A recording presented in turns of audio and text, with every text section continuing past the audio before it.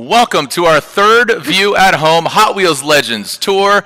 It is hosted by Road and Track and presented by Mobil 1. I'm Jared Dienda. Now, this experience, at the end of this journey, we'll find out who will be immortalized as a 1/64th diecast. I'm sitting next to a real-life Hot Wheel. Now, things kind of went backwards where this began life as a diecast, and then they made the real-life version. This is the Twin Mill. Who will be the iconic car going down in 50-plus years of Hot Wheels history? Who will be the 2020 Legends winner? We'll find out at the end of this journey. This is only the third stop of 8. So I can't do it alone. We're going to bring in some judges, and we're going to bring in my co-host, who's doing triple duty. She's a judge. She's also my co-host. And then we have introduced the lounge where you can actually converse with her, and she's going to find out which vehicle you think is leading the pack of this stop. 20 cars, lots of action. Stay tuned. Some special releases. So I throw it over to you, Colette Davis. Colette, what is up, homegirl? What is up, everyone? I am Colette Davis, and I am stoked to be back here for our third virtual Hot Wheels Legends tour. So in addition to being a co-host with Jared, I'm also going to be judging as well and joining all of you guys on social. So I'm streaming this right now on my YouTube channel and going to be seeing what you guys comment on the Hot Wheels Facebook page as well. So please, during the show, let us know what you think, and I'm excited for you guys to see some awesome cars tonight. All right, now keep in mind, technology sometimes gets a little glitchy, a little buffering here, but I feel like just given the times, we all have a little bit of grace here. So thank you so much, Colette. Excited to see what the fans and how they're going to be getting involved. I'm here at Race Service here in Los Angeles, and like I said, got the Twin Mill. We got some, you can see the toolboxes back here, and one lucky winner will be receiving a year supply of Mobil 1 oil, so it's pretty awesome. Now, all this began just a few years ago, 2018, celebrating 50 years of Hot Wheels, and that's when it all began and just kicked off the whole things that is Legends Tour. Now, you guys submitted your vehicles, 20 at each stop, and if you don't see your vehicle, remember, you can submit. All you do is go to hotwheels.com/legends, and you can find out how you could submit your very own vehicle. If you don't see your vehicle and you already submitted it, just wait. We have more stops to come.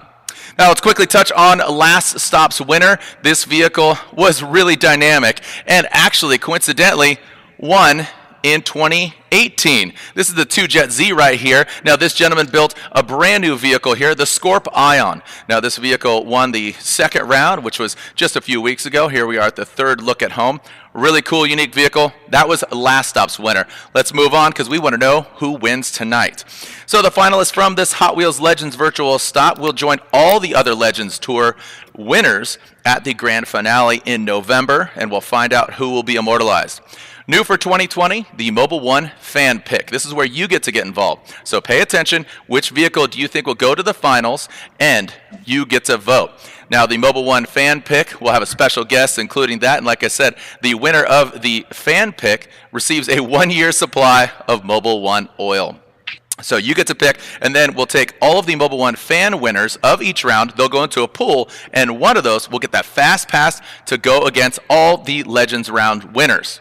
And on the front of the show, I said that it's hosted by Road and Track. We have two representatives of Road and Track. They're going to break down their pick representing Road and Track. So you got to think about Road and Track, what it defines, what it means. And our judges are very accomplished. They're both riders. They're educated in late model vehicles, race cars, a bunch of different things. So we'll get to that in just a little bit. But that in particular, again, the third winner of the three, Legends, Mobil 1 pick, and then the Road and Track pick. That's all about bragging rights. You got picked as the Road and Track winner. So, Colette, yeah, I know we're talking about all the different awards and accolades, and it's just casual. It's really fun to be here with all of our fans, but where else can they check this out, and what else are you going to be doing? So, as I mentioned earlier, I'm going to be monitoring the Hot Wheels Facebook page where the stream is live, and on my YouTube page as well, which is just Colette Davis. So definitely, throughout the show, let us know what you guys think and who you think should be the winner for this round. We're going to be checking in throughout the show, and I'll be right here.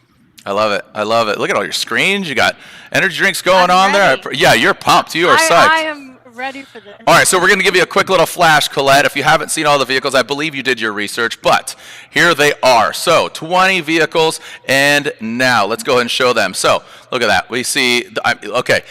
Hot Wheels Legends, I mean, Colette, don't you think it's about the diversity? Because at our previous stop, we saw a different diverse selection of cars. What do you think of this round? It is, I think one of my favorite things about the tour is that it just brings together all types of builders from all over the US. And now that we're virtual, we're not solely based on a certain location to see what's only in that location. We are open, doors open for all types of build, and I'm excited to see what different creators and things we have going on for the stop. Look at that. That's 2 wheels. You remember, Hot Wheels isn't exclusive to It 4. is. We're talking 2, 4, 6, 8, whatever. That's what it is. It's all about your imagination and can you bring it to impress the judges. So if you see a vehicle that can rival some of these, this is just a teaser of the vehicles to come. And oh, look at this. Look at that Trans Am. Colette, did you see that thing? I did, and that is one of my favorites. Okay. I'm gonna hold my opinions back. Yeah, it is. Just pump the brakes. You're only one of a few judges here, so just pump the brakes. All right. Now, speaking of judges, let's meet our judges. All right. And where are they at? There they are. Yes. Look at that, guys and gal. So we'll kick things off with our 2 Hot Wheels designers and 2 handsome-looking men. They are up top there. So we kick things off with the gentleman that has been at Hot Wheels for 17 years, Steve Vandervate, and I like to just call you Van. So I'm wondering, why is your favorite Hot Wheels not a van? What I'm seeing here is your favorite is the 55 Bel Air Candy Striper. Yeah, well, the Candy Striper it's kind of a magical thing. It's a unicorn for us. It was done just to do something cool and kind of out of the box, and it turned into this thing that had a life of its own, and it's grown beyond anything that we could have expected out of it. I like it. You don't seem like a unicorn type of guy, especially got a little glitch going on, but no big deal. But you don't seem like a unicorn guy. Unicorn collection back here. Yeah. Oh, okay. Well, you proved me wrong. All right. Well, Van, thanks for joining us out here at Hot Wheels Legends Tour. Thank you very much. And moving on.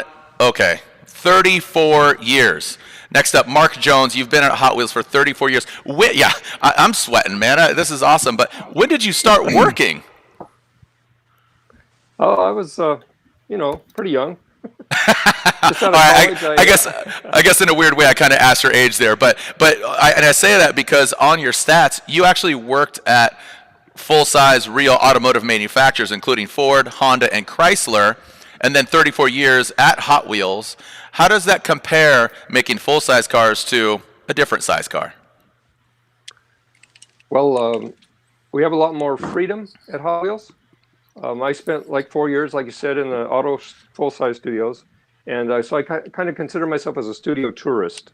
That was my master's education in corporate design and politics, and then I washed up on the shores of Hot Wheels, and it took me a while to get to Hot Wheels. I was in action figures first, but I finally got to Hot Wheels, and I just enjoy the freedom of doing the whole car, just exaggerating, doing stuff you couldn't do in the real world. I love it. It's back to Van's unicorns. So you're creating griffins and different centaurs. You're creating all these mythical creatures, but in car form. And you did. You created Eye Candy, which is just the letter I dash candy. Look it up if you're not a collector. I remember having that vehicle as a kid. So very awesome.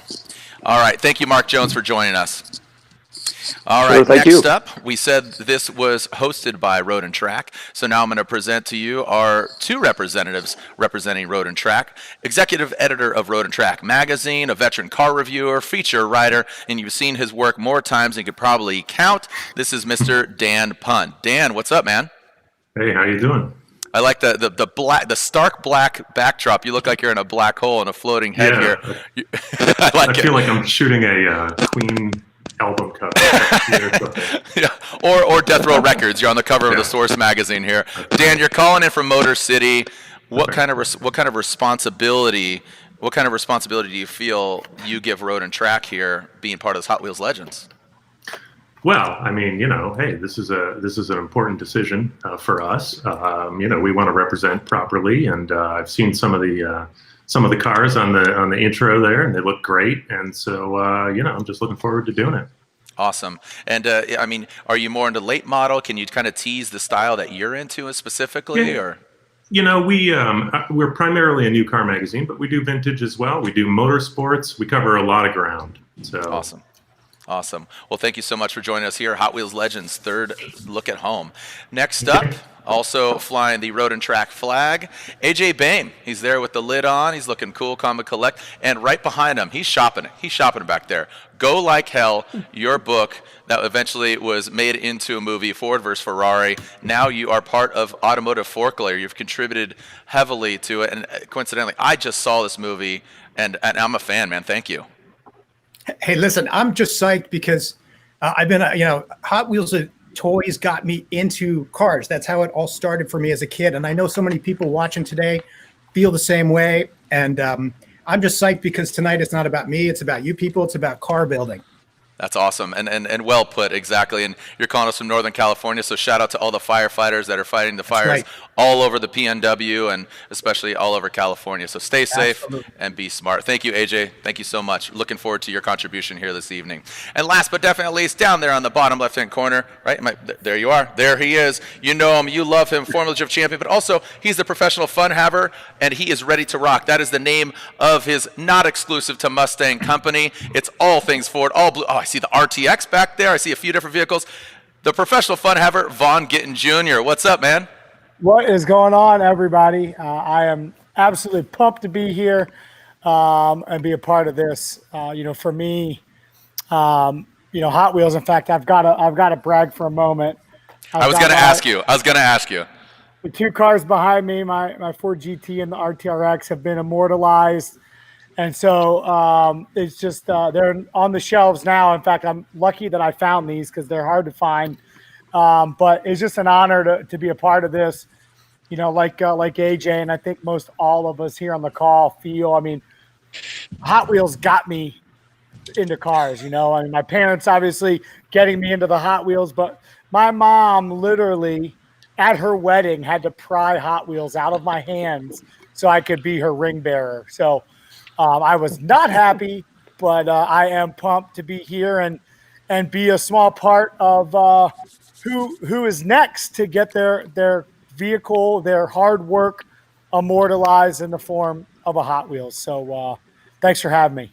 Awesome, of course, and thank you. And like you said, that special feeling of being immortalized, that RTRX, the big version right behind you, into the small version. So thank you so much, Vaughn Gittin Jr. RTR, ready to rock.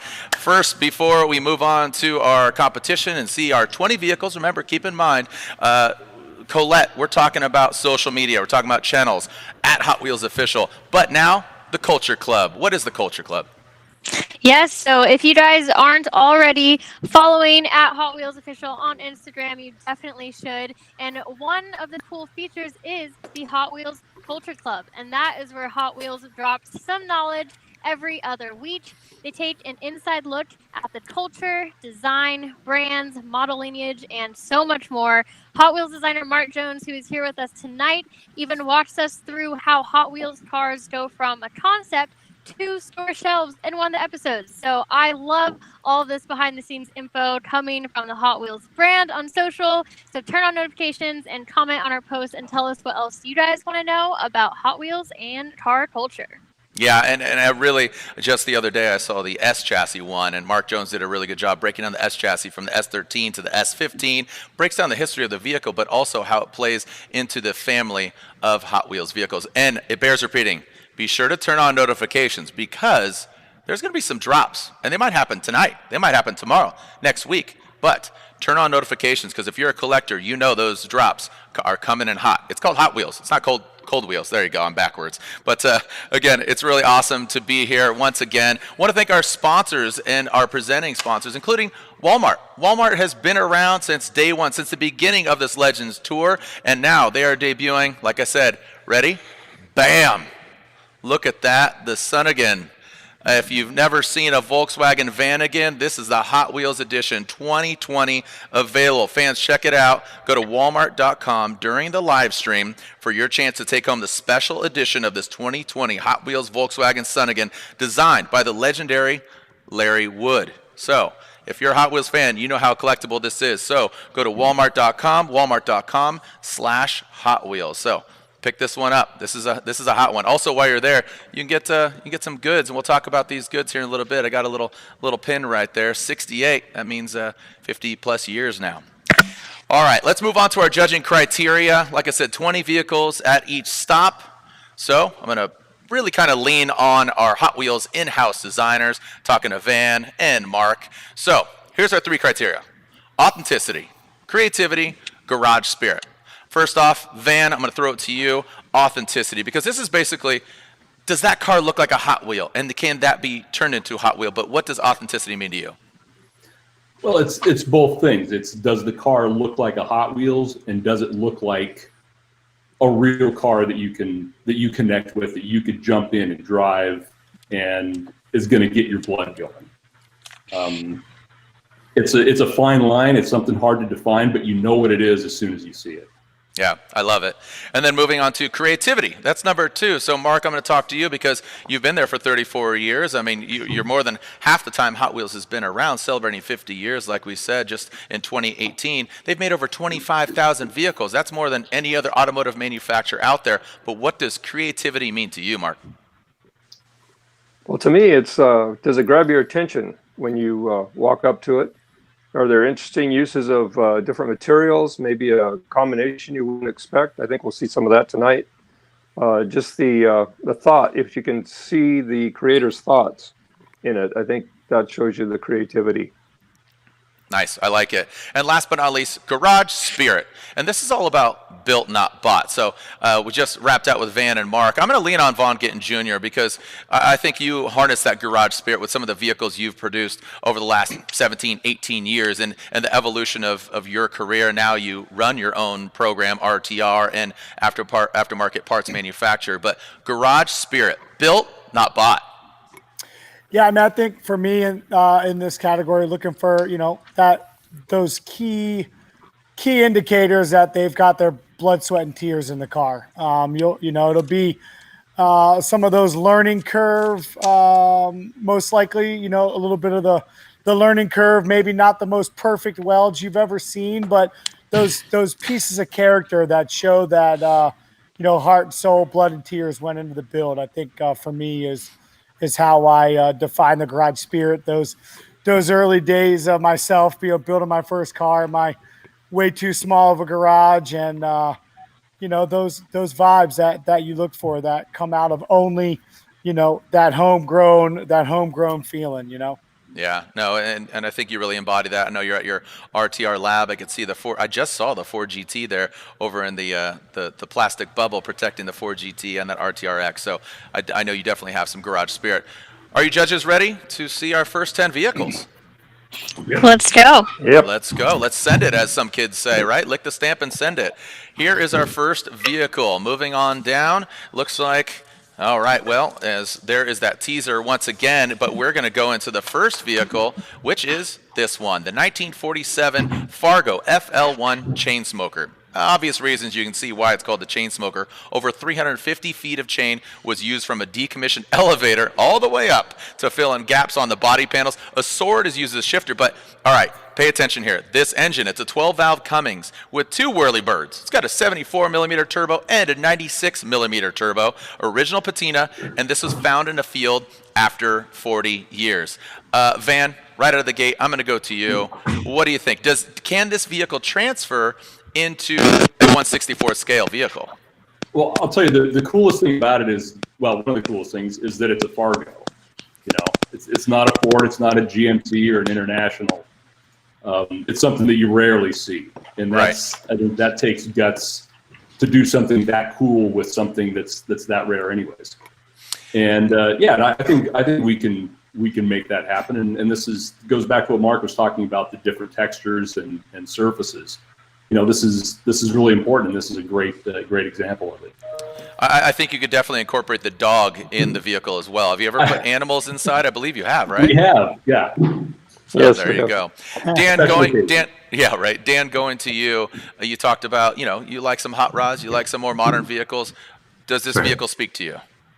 Yeah, it does. It speaks to me on a creative level. I mean, it's probably not the car I would build, but this is an individual build. This is this guy's dream, and the amount of work that's gone into it is pretty stunning. That chain work is really cool. Yeah. And Vaughn, going to you, are you scratching your head or are you asking, give me the keys? I'm loving it. I love and respect the creativity here.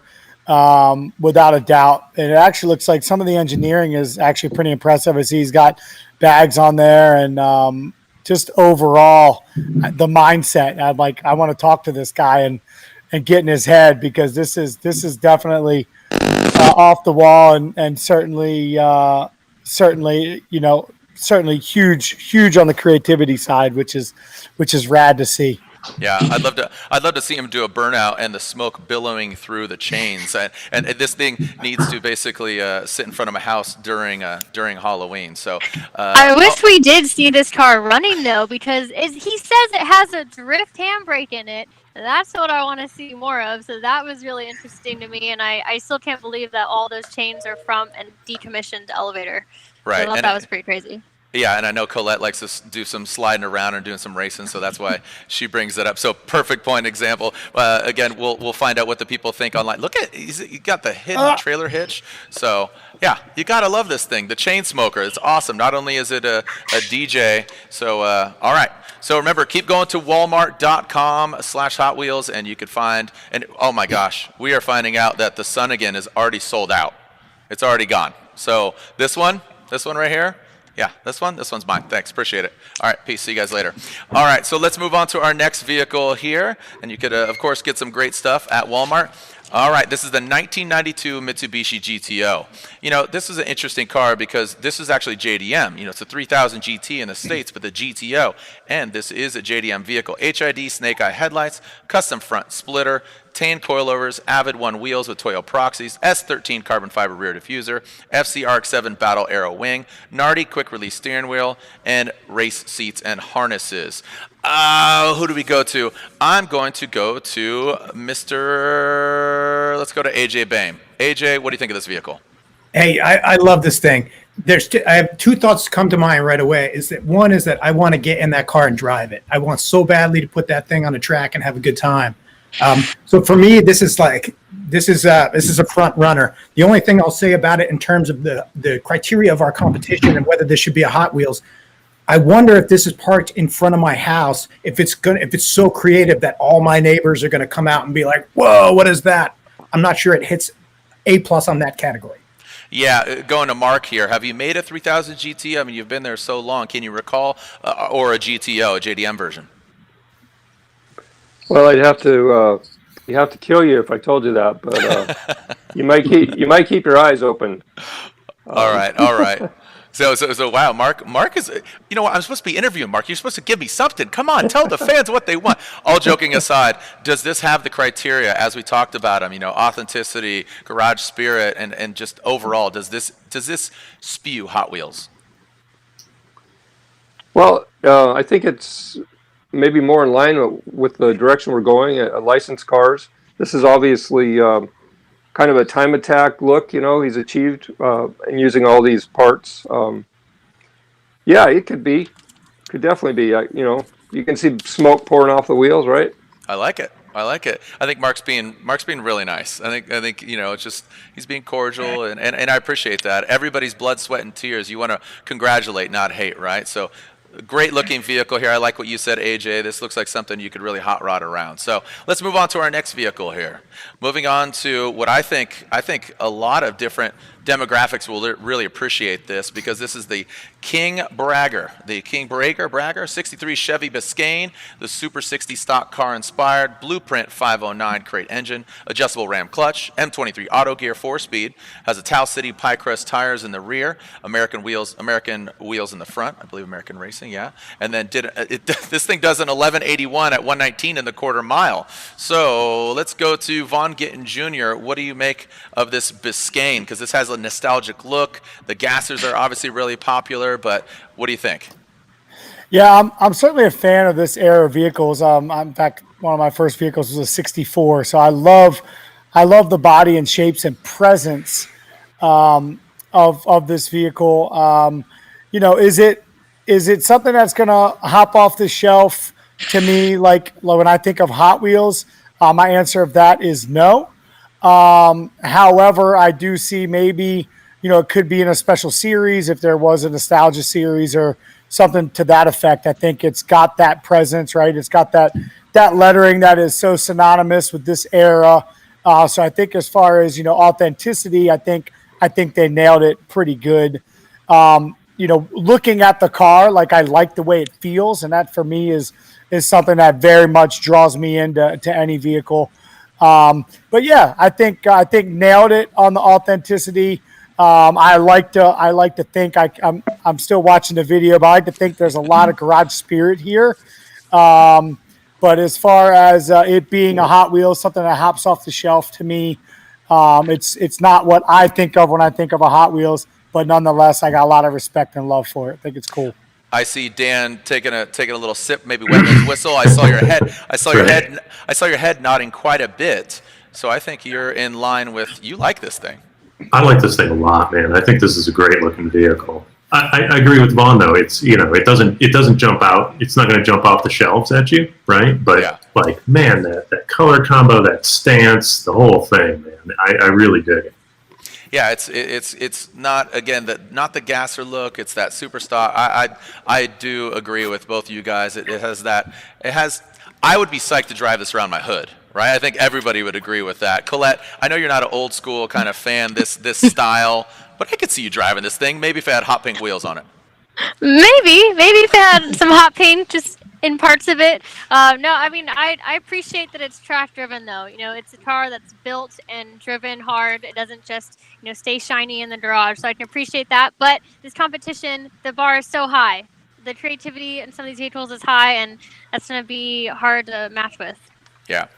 All right, moving on to our next vehicle here. As we depart from the 63, we go up 20 years. Let's talk about an 83 Austin Mini 1275 GT. Now, this is right-hand drive, which is kind of cool. I'd assume Euro spec. Dual carb setup, full cage. Oh, Colette, I know you're going to like that, as well as Vaughn. Sport bucket seats, wide fender flares, carbon fiber spoiler, and street legal. Van, I know I won't fit in this car. Will you fit in this car? And obviously none of us will fit if it's that little itty bitty guy.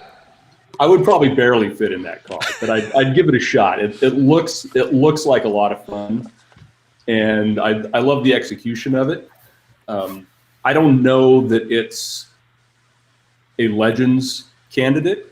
I think it's a fantastic looking car, and I mean anybody would love to rip around town in it. Yeah, or the track.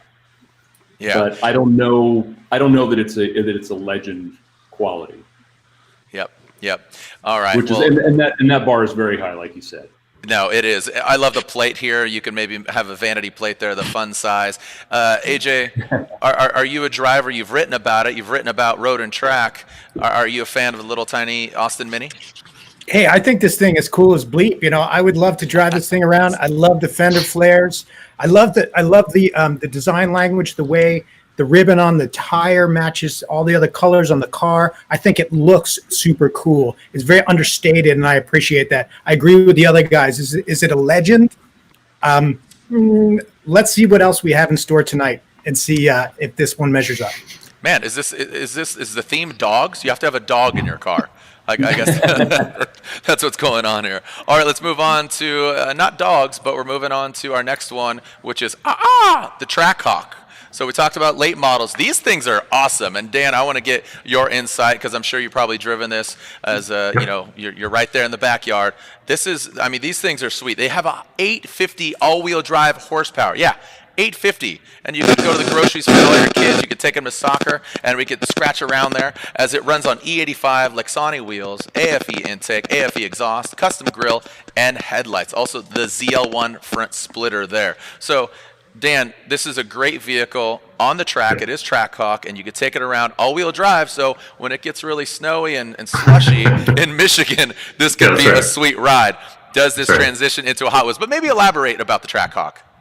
The Trackhawk is a pretty special vehicle. I mean, anything they put that engine in, and they put that engine in everything basically these days, becomes a special thing, and that includes this. And it's got like a really defined, really, really passionate following, and you can see why. Now, what this guy's done here, I think, is cool. I mean, it's pretty subtle, apart from the stripes, but I like what he did with the stripes and how it goes through the front grille, and I think it's a nice presentation. I'm not sure it's a Legend, but it's a great, fast, loud, awesome sounding new car. Mark, does part of the Hot Wheels design process, because I mean Dan, what is this you think sticker MSRP for a Trackhawk? What do you think? Off the top of my head, it's under 100,000, but it's it's up there. It's like a $90,000 vehicle. So the reason I asked that is going to Mark. Does some of the concepts of Hot Wheels, does it say like, okay, you might not be able to own a Trackhawk in real life, but you could own one on your desk or on your counter? Does that kind of come into the thought process of being a Hot Wheels designer? Yeah, for me, that's probably the main thing is the aspirational vehicles. When I was a kid, when I was designing earlier, did Ferraris and stuff, and I'm never going to own one, but it's really important, I think, to provide kids and older folks with a car that maybe they can't afford, but they can enjoy at that small scale, and pick it up and play with it. Yeah, children of all ages, and I know, like you said, Mark, there's still time. You could still own a really sweet Italian vehicle, so there's still time, Mark. Thanks. Again, what 64th scale? I got one. There's one in the mail for you. It's coming, Mark. I got you, bro. Great, thank you. All right, so let's move on from the Trackhawk. Oh, I like this. I'm a sucker for wagons. 1979, and that was the year after I was born. Giving you, yes, I'm 41. I'll be 42 in October. 79 Toyota Corona wagon. Not a Corolla, but a Corona. Now, the Corona wagon, inspired by the Wangan Midnight, has the Bozozuku style, which is that kind of, that Japanese gangster exhaust, and it has a 1J under the hood, twin turbo setup. Oh, Vaughn, are you listening? Twin turbo 1J, Ford rear end. So it has an 8.8 rear end. Vaughn, I'm going to go to you out of this one because you've been driving Fords for 16 years, but I know you still have an affinity for unique vehicles and the JDM. I like what they did here. Just going on that, the Stinger. You see that. You'd obviously traditionally see that on Volkswagen Beetles. It's pretty cool. They added that.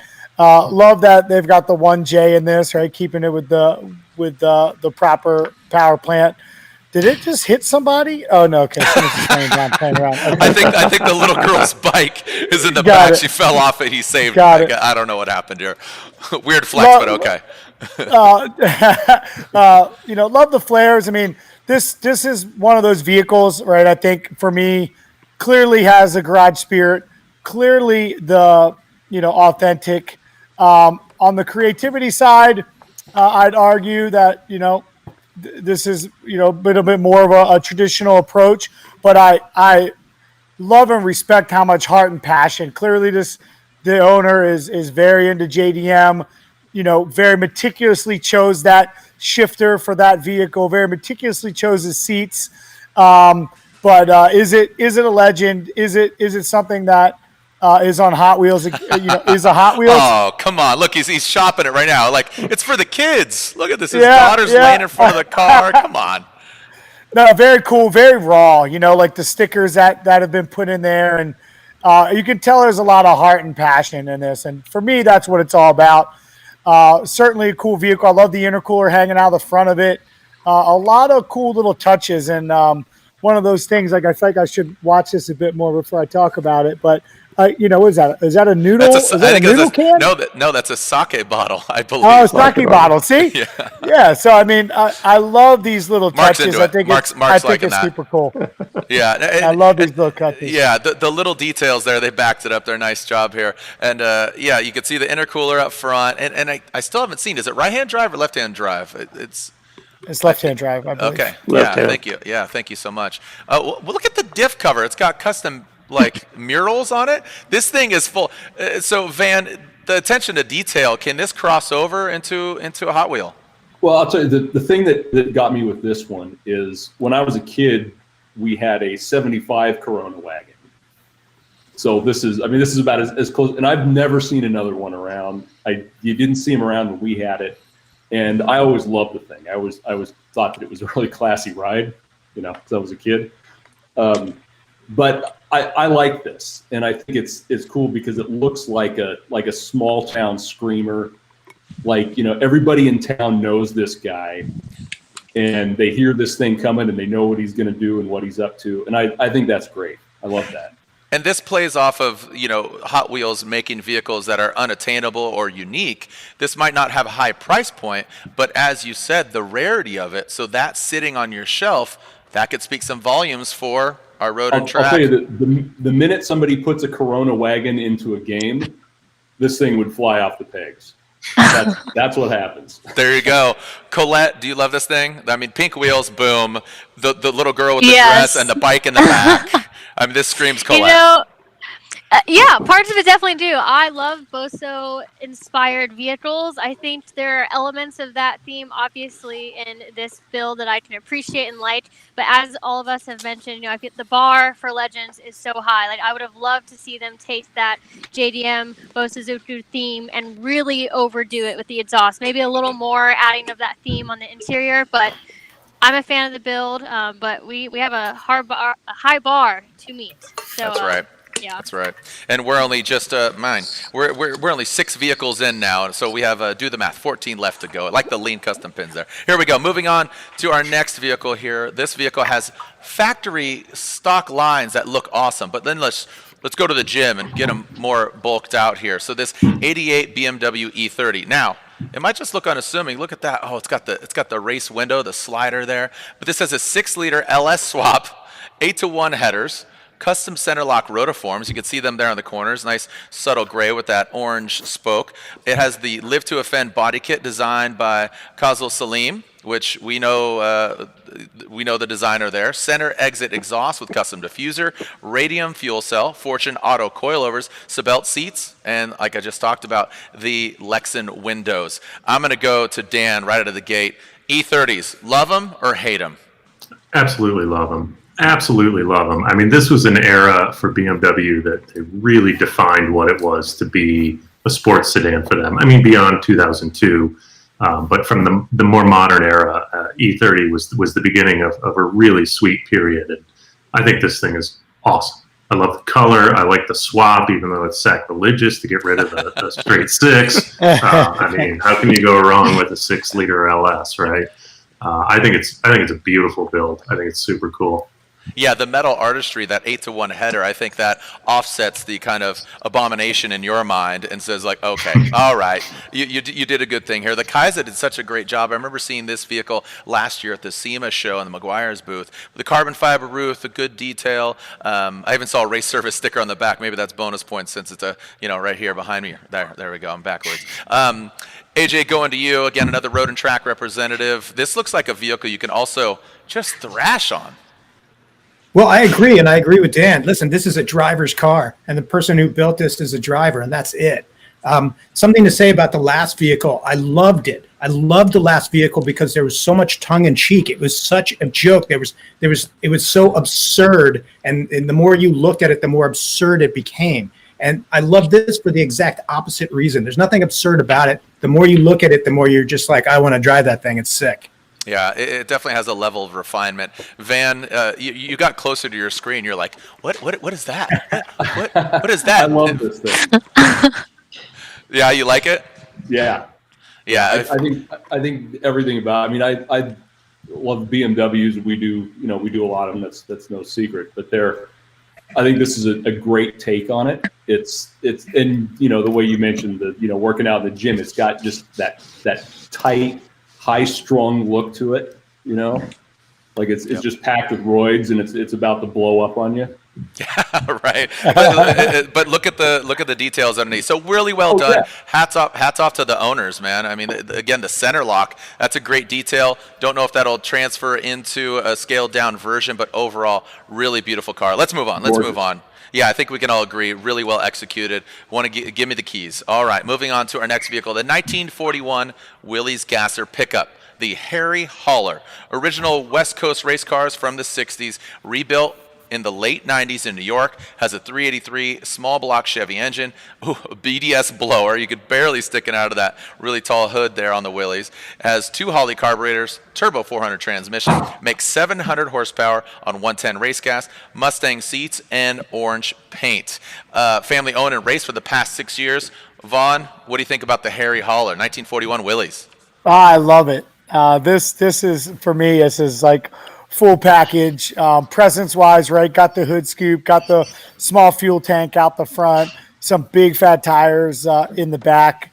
I haven't seen the interior under the hood, but knowing that there's a giant BDS blower under there, and that's not just an air intake, obviously, or not just a scoop for the carb. It's sick. I love the bed sides of this. How it's just like a fender flare with a very flat bedside. I believe there's probably a name for that. That was before my time. I don't know, but it's super rad. In fact, I'm actually curious about that bed. Is that like a full custom bed? Yeah, I don't think I've ever seen that before. Yeah, I'm going to lean on Mark here again with all of your working with different manufacturers as well as Hot Wheels for so many years. The Harry Hauler. Do you know what that's called? And it does look like maybe a shortened, or is that the Willie's bed? What's going on? It looks like the proportions are the body's been moved forward. It looks like to me, but I would say that's probably a stock bed of the time. Just my observation. This is really, really cool, really period, and I don't know if you noticed, but it has some cool signatures on the dash of the guys who raced it or raced against it. Yeah. Yeah, that's and again, last stop we had the gasser. It sold out really quick. I think this would transfer really well, Mark, to that smaller 1/64th. Definitely, yeah. We have a whole cadre of people who love gassers. So yeah, this would definitely translate well. And I like the fact that they show the video of it taking off, off the line. It's neat to see cars in motion. Do Yeah. do Gives you more of a wheelies? I just feel want to for know, what does they're it do wheelies? It comes up in the video. Nice. We cut it out. So yeah, AJ's pretty pumped on that. Colette, I Yes. know you're all about driving vehicles. I mean, would you get behind the wheel of this thing? You know what? I would want to, for sure. I appreciate that it is purpose-built. The power plant seems awesome. Love the color. And I don't want to be a buzzkill right now on this car, but I gotta go. I know. And then I shouldn't start like that.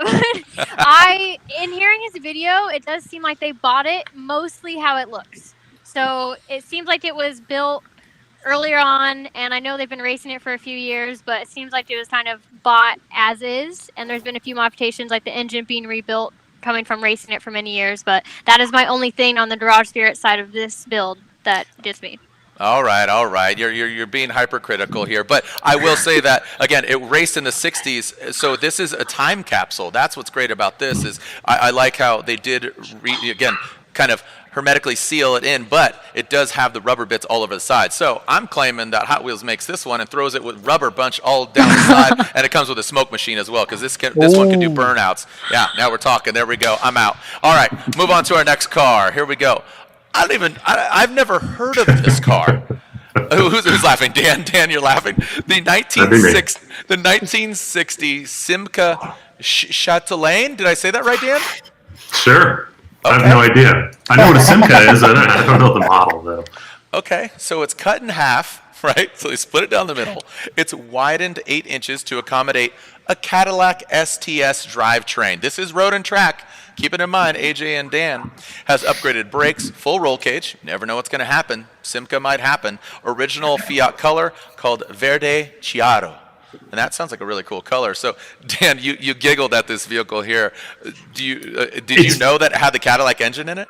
No, I didn't actually. I just saw this Simca, and who would think that a Simca, an old French car, would be here under any guise? And look, I mean, it's cool. It's like mint chocolate chip ice cream. My favorite flavor. It looks good. So, Yeah. but it's a really weird build. I appreciate that. I mean, something unusual. I like it. Cool Hand Customs. Mark, what do you say? I see you nodding like, yeah, I like that thing. Oh, yeah, I like weird cars. I saw this at SEMA, and but I didn't know the story about it. So the fact that there's a Cadillac under there is pretty neat. It's a nice, tidy design too. Not a lot of very European, you'd say. Not a lot of extra junk on it. Yeah, very all like killer, no filler. It's got the heart of a beast. That Cadillac STS.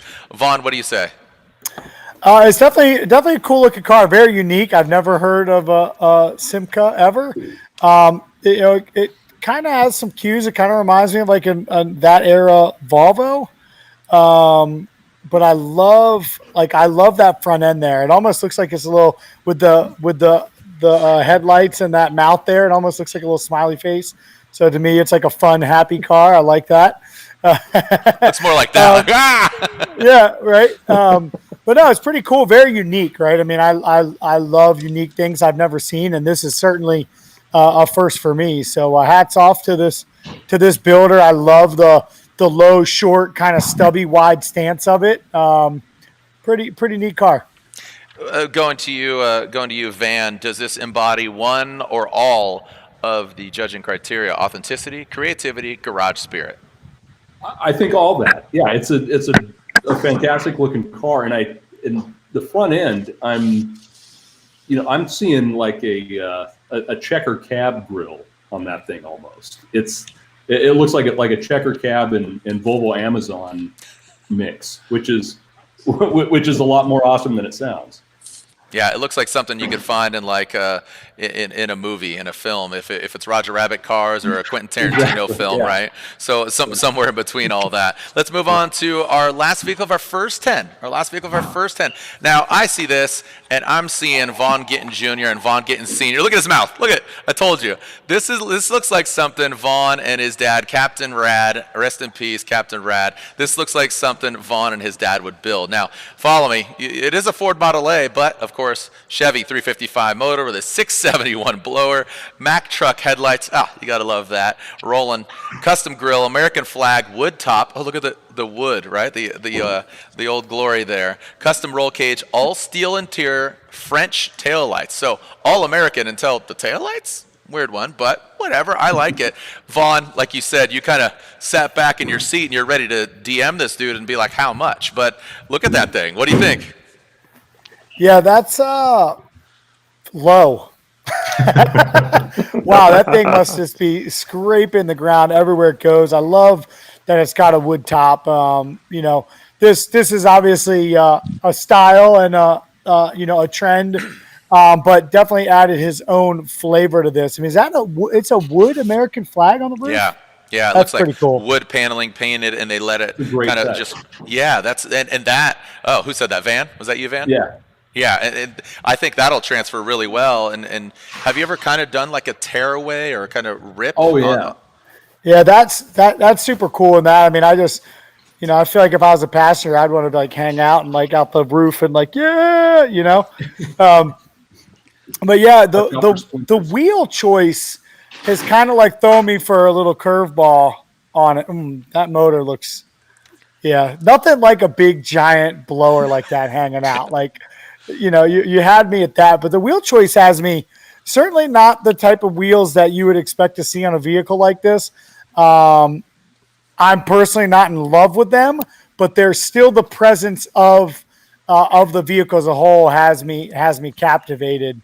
There's so many cool little details and metalwork on it, and metalwork like this is such a dying art, and I have a lot of respect when I see it done and executed right. So certainly a cool vehicle, and I think would translate, something that you would catch your eye on the shelf, and certainly would translate well to a Hot Wheels. Hot Wheels does a good job at some of those little detail parts and some of the parts that are not like so built in and kind of hanging off, like the lights and things like that. So I think this one is one of the ones with a full package and very well thought out, and clearly the owner is no lack of creativity. So hats off to him. You got to love it. AJ, are you a fan of rat rods? That's so funny that you say that, because I was thinking, are they going to ask me to speak now? Because the first thing I'm going to say is I'm a fan of rat rods. I swear to God. And I am. And I love this car. I love how it's authentic to the genre. I love the wave, the flag. I love the Mack truck headlights. I just think it's terrific. The only criticism I have is that I think that's just beautiful. I just think that's so cool and creative. The only criticism I can come up with is I think it's a little odd to have real drivers, modern wheels and tires with the car that's sitting so low on the ground that it doesn't look like it can really be driven using those wheels and tires effectively. Yeah, and that was to Vaughn's point as well, and I would agree. You have all this really cool patina, and then you go ahead and put these kind of modern wheels on it. I don't know if you noticed, it does have cup holders, and I'm assuming those hold some big old gulps, if you know what I mean. So you just throw them right there. But I really like this car. I think it's fantastic. There's little details that I don't think will transition or transfer into a diecast, but I think this thing has a lot of spirit. I'd love to know the nickname outside of just Rat Rod. But wow, we've already ripped through 10 cars, gentlemen and lady. As what do you guys think of the first 10? Thumbs up, thumbs down, middle? What do you think? We got thumbs up, yeah. Double thumbs up from Vaughn. Mark giving Mark's stealing third with that. Yeah, Mark's like, yep, steal third. There we go. All right, so, well, we have ripped through our first 10 vehicles. So now we're going to continue on as we've had our special guests here, of course, that of Dan and AJ from Road and Track. We have our two designers, Mark and Van, and of course, Vaughn Gittin Jr. and Colette. Colette, what are people saying online? Anything really cool? Well, they're saying a lot, but I will say it seems like the two vehicles out of the last pass that really stood out to people were the E30 and the Chain Smoker. E30, and we didn't even play the audio of what it sounds like because it sounds amazing. But between the fabrication work, purpose built, just awesome build, and the Chain Smoker, I think with all those unique elements that were thrown into that, a lot of people online are loving it. Cool. Well, thank you so much. Again, keep that chat going. Want to hear what you fans think, and pay attention because you have that Mobil 1 fan vote. AJ, Dan, you're paying attention because you have your bragging right, Road and Track vote, and then the overall Legends winner, which goes to the finale at the end of all this here in Los Angeles in November. So now we bring in another special guest, Paxton Booth. He's an Emmy Award-winning actor, part of the Hot Wheels family, and he has a huge Hot Wheels collection. So up next is Paxton's Booth. His name is Paxton Booth, but we're going to Paxton's Booth, where he will be sharing some of his favorite Hot Wheels and dropping some Hot Wheels knowledge on us. So, Paxton, over to you, buddy. Hey guys, it's Paxton Booth, and welcome back to Paxton's Booth. Alrighty guys, so today's Hot Wheels Legends tour stop is with Road and Track. So, I will be showing you some of my favorite Hot Wheels track cars. But before we do any of that, I want to show you this super rad Hot Wheels Ultimate Triple Loop Kit. So, let's go! One of my favorite things to do with Hot Wheels tracks is to see which one of my favorite cars can go around the loops. And with this one, it has 3 loops, a big jump, and a bucket to try to get your car in. So there are a ton of added bonuses. Yes! So the cool thing about these cars is that they have this arrow on here and this flame, and they glow in the dark. And the reason is because they were from the 1987 Turbo Tracks Turbo Glow set, which was actually a track. And the cool thing was that it had stickers on the track that glowed in the dark. These are really, really special to me because they were actually my dad's, and I think it's pretty cool to have my dad's cars in my collection. R&T Crew just sent me the latest box, which is themed Top Secret. So it has a magazine for kids in it, it has wearables, it has fun activities, and even a few Hot Wheels cars. But I can't show you what's in it because it is top secret. But guys, you can go get your own, so use the code LEGENDS at checkout for 15% off the annual subscription box. And thank you, R&T Crew. I cannot wait to see what's in next month's box, and magazine too. So see ya! And there it is, the Road and Track crew, a kids club by Road and Track. Follow them at Road and Track _crew. And you can see right there, rtcrew.com. This is a great way. I know I got kids. I got 14 and 6-year-olds, so it's a great way to really just get them involved in the automotive and motorsports culture. So what's in the box? Can't tell you. You got to act now. Road and Track _crew. Thank you so much to Paxton Booth. Like I said, look at that collection. I love that he now owns his dad's Hot Wheels. So that is an awesome legacy and tradition that they're carrying on. So speaking of special guests, as we just had Paxton Booth and all our judges, let's move on, and we're going to bring him in here in just a little bit. We'll make sure our connection's all good because I know he travels all over. He's a man of many things. So I'm going to send it over to, I think he's here, DJ Skee. DJ Skee, what? Oh my goodness! Look at this backdrop. Wait, are you from Minnesota? I grew up in Minnesota, so faithfully loyal to all my Minnesota teams. All right. We'll still talk here. I'm kidding. I have no affiliation. I grew up in San Diego, and that football team left us, so it's okay. But Skee, you are a car guy through and through, and we've met a couple times over the years at different automotive events. But how the world of music and cars, that is just synonymous, right? I mean, from videos to, seeing the musicians, and their rides, but hand in hand. It's why we want to make music, so we can get the cars, right? Like that's the real secret to it all. So yeah, I mean, it's hand in hand. It's so in tune with the lifestyle. And for music, when you think about it, right, the number one place that people listen to music is the car. So there's nothing better than going and doing that. And in fact, the greatest producer of this decade, one of the tips that he taught me is Dr. Dre. And he would always go out, instead of in the studio to mix a record, he'd bounce it down so he could go listen to it in his car, because it had to bump in the car, otherwise it didn't make a difference. Yeah, and Skee, you're not just a DJ, you're an entrepreneur. You have Dash Radio, you've DJ'd at Formula One races. I mean, you're constantly progressing your craft. I got to ask you, with all that work and all that entrepreneurship, making some money, you got some whips. What's your favorite ride in the garage right now?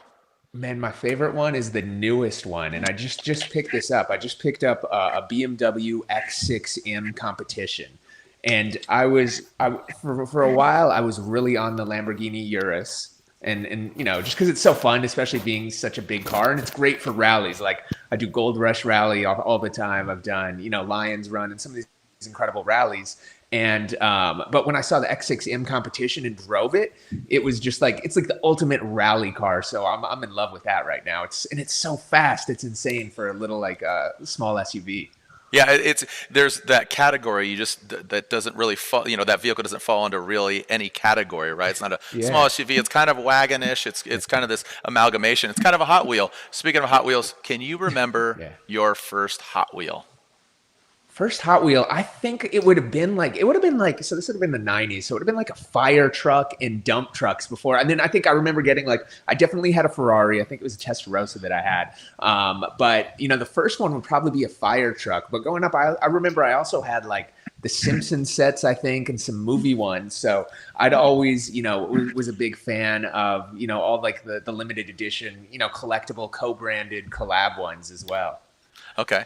I'm going to throw AJ, you're representing Road and Track. You wrote the book Go Like Hell. Do you have any questions for DJ Skee? Again, entrepreneur, music. I'm sure, while riding, maybe you listen to music, but I feel there's a bond here as far as creatives go. What's up, AJ? See, that's funny, man. I drove that car and I'm like, wow, this is amazing. But I don't know. Is it my favorite? But I'm the wrong guy to ask. So tell me. So you have a Urus in your garage, right? I don't have a Urus. I almost got it. I was going to get the X6M instead, but it's my favorite probably because it's the newest. The what I was driving, what I've had recently. I had the new G63. I really liked. I just got rid of it because I want to get the Black Series. Was the AMG GTR. So that's obviously a really fun car, and that's a Hot Wheel if you've ever seen one, especially in the green that it came with. And I really want the McLaren Senna, but I got to work a little harder before I can grab that. So while we're on it, you have to ask Dan Pund here about the McLaren Senna. Go ahead, Dan. Yeah, I drove one for the first issue of our new magazine. So it was purple and gold, so it was understated. I drove it around Detroit. That's your colors. That's Prince. That's Vikings. Good. That's DJ Skee's ride. You know what? I'll talk to McLaren. We'll talk to him after this. I think it's available. It's 1.1 million. Oh, that's easy. Yeah, pretty easy. Yeah. It is an amazing car. Just put it on my card. Yeah, exactly, right? No, thank you, Jared. I appreciate it. I got you, bro. Vaughn, maybe I should ask this to Skee. Skee, have you ever been in a drift car?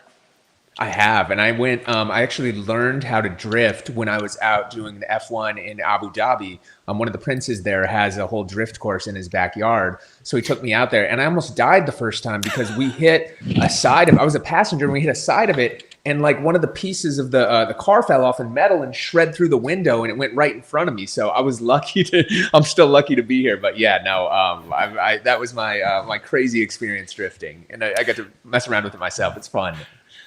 Yeah, I bring that up because Vaughn, world champion drifter down here. Yeah.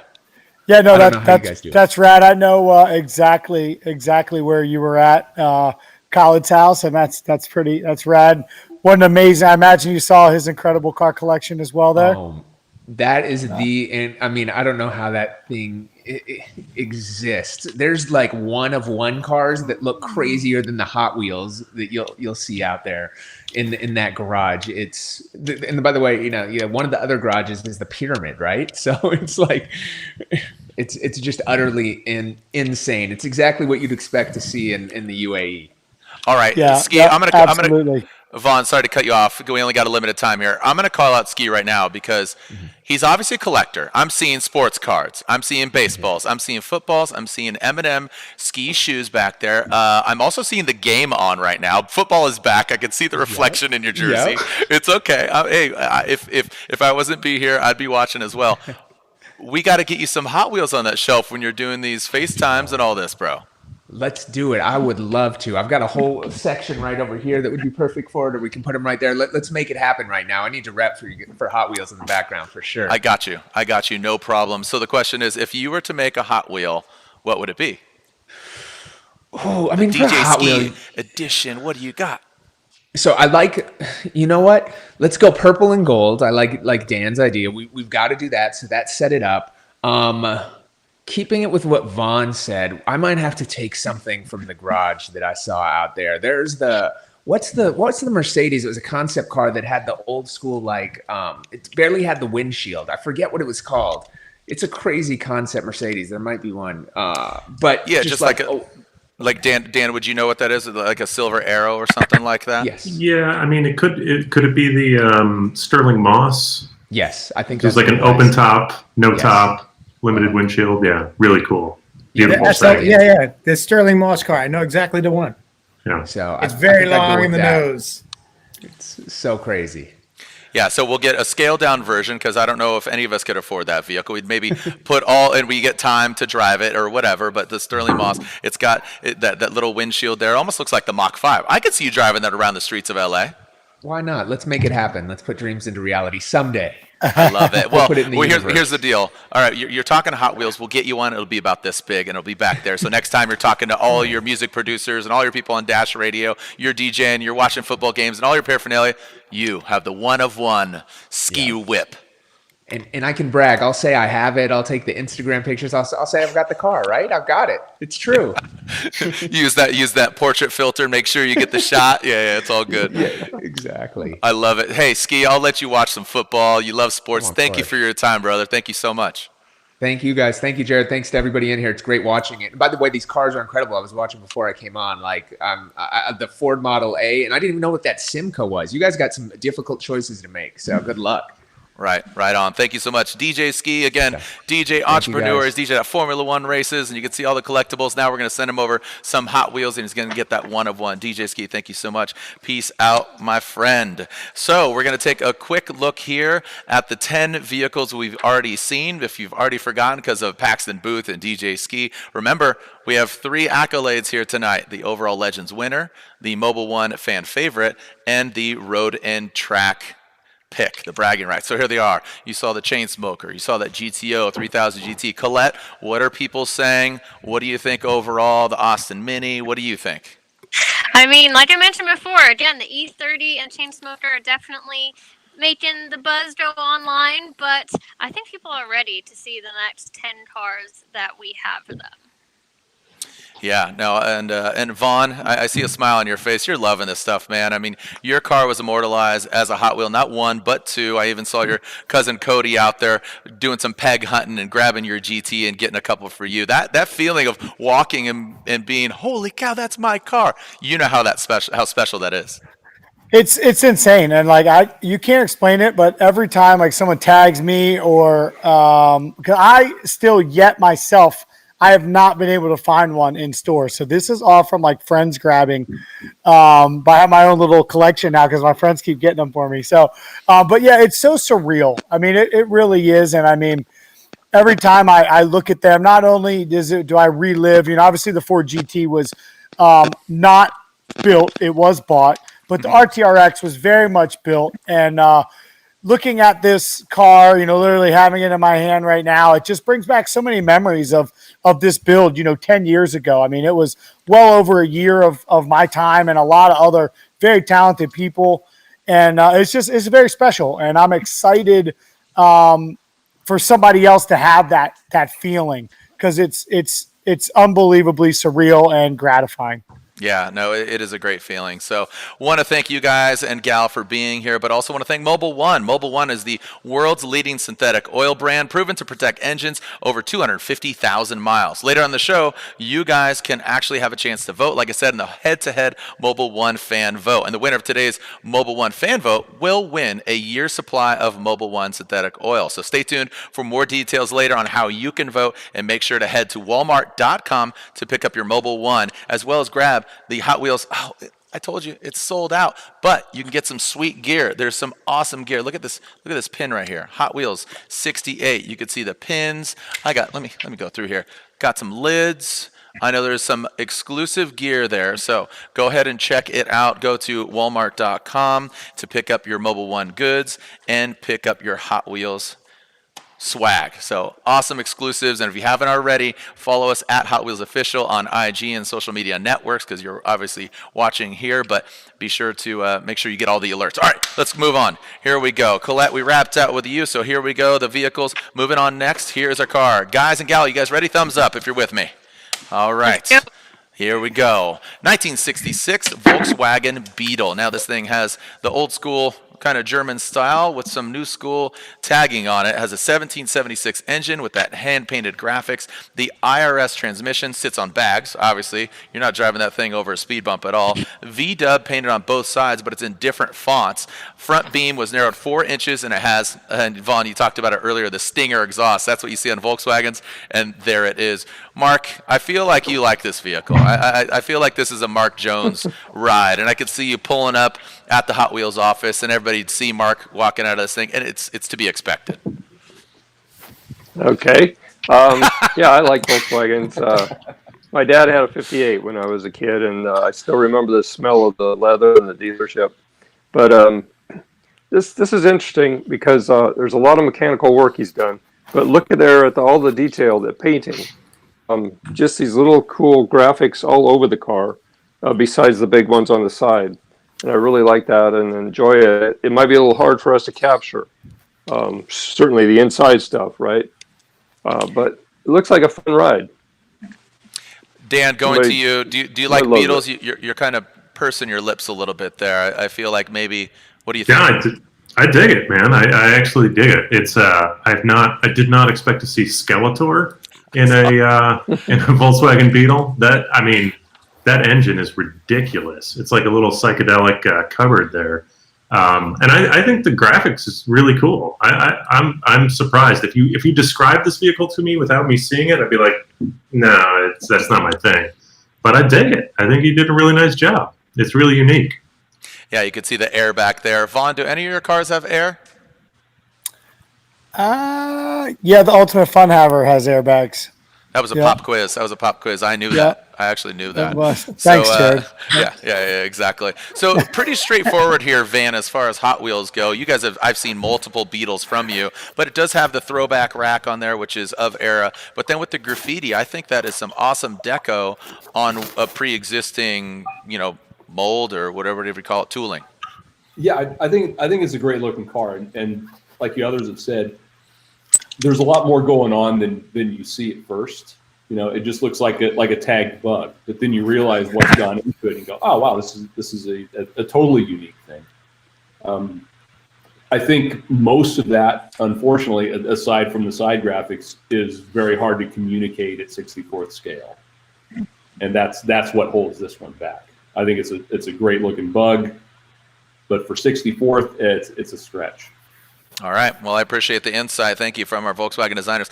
All right, moving on to our next vehicle, changing things completely, but still keeping it to the Volkswagen. The 1971 Volkswagen two-wheel Wonder Bus. Yeah, this is a Wonder Bus because the body is 100% recycled from a 1971 Volkswagen bus. I'm even thinking the interior there. It sits on a 2000 custom Harley chassis that has been modified and features a massive 240 back tire with a 120 spoke wheel, 110-inch twin cam with a 6-speed trans, custom running boards from a skateboard. Oh yeah, look at the skateboard deck there. Custom roof rack, or do you call that a handlebar rack? And then has a Moon Eyes full tank. Hundreds of hours of engineering, and like I said, 100% recycled from the Volkswagen bus. I'm going to go to somebody that is probably scratching her head, Colette. Oh man. Well, first of all, bus to Harley frame. I want to know what they were thinking. So definitely one of the most unique, wild builds that we have on here. I can't even imagine all the fabrication and customization that had to be done to get to this state. But that's also one of the things that I wish we had more of in their entry video. What's the story? I mean, you look at this, and I want to know what he was thinking when he took on the project. Maybe there's a significance of the bus, but I can definitely admire it from a build standpoint. It's wild, and I just want to know more about that garage spirit and more about that story, but it's sick. Are you seeing? Look at this shifter, the jockey shifter. It looks like. Mark, going to you. Are you seeing all the bits and bobs from the actual Volkswagen bus applied here? Does this excite you after being at Hot Wheels for 30 years? This is unique. Yeah, it definitely is unique. I enjoy the walking around it, trying to find the vents and where they came from on the original bus, right? So you could really say this guy is thinking out of the box, so to speak. It's really, I don't know. What can you say? I love the roof rack or the front fender rack. Yeah, I don't know either. We're all guessing. I want to say it's a sled from my youth, but it's probably recycled from the original roof rack. A lot of creativity here. Dan, is this a contender for the road and track pick? Because again, Hot Wheels is not exclusive to 4 wheels. It is all the wheels. It seems unlikely, but it's a very strange thing.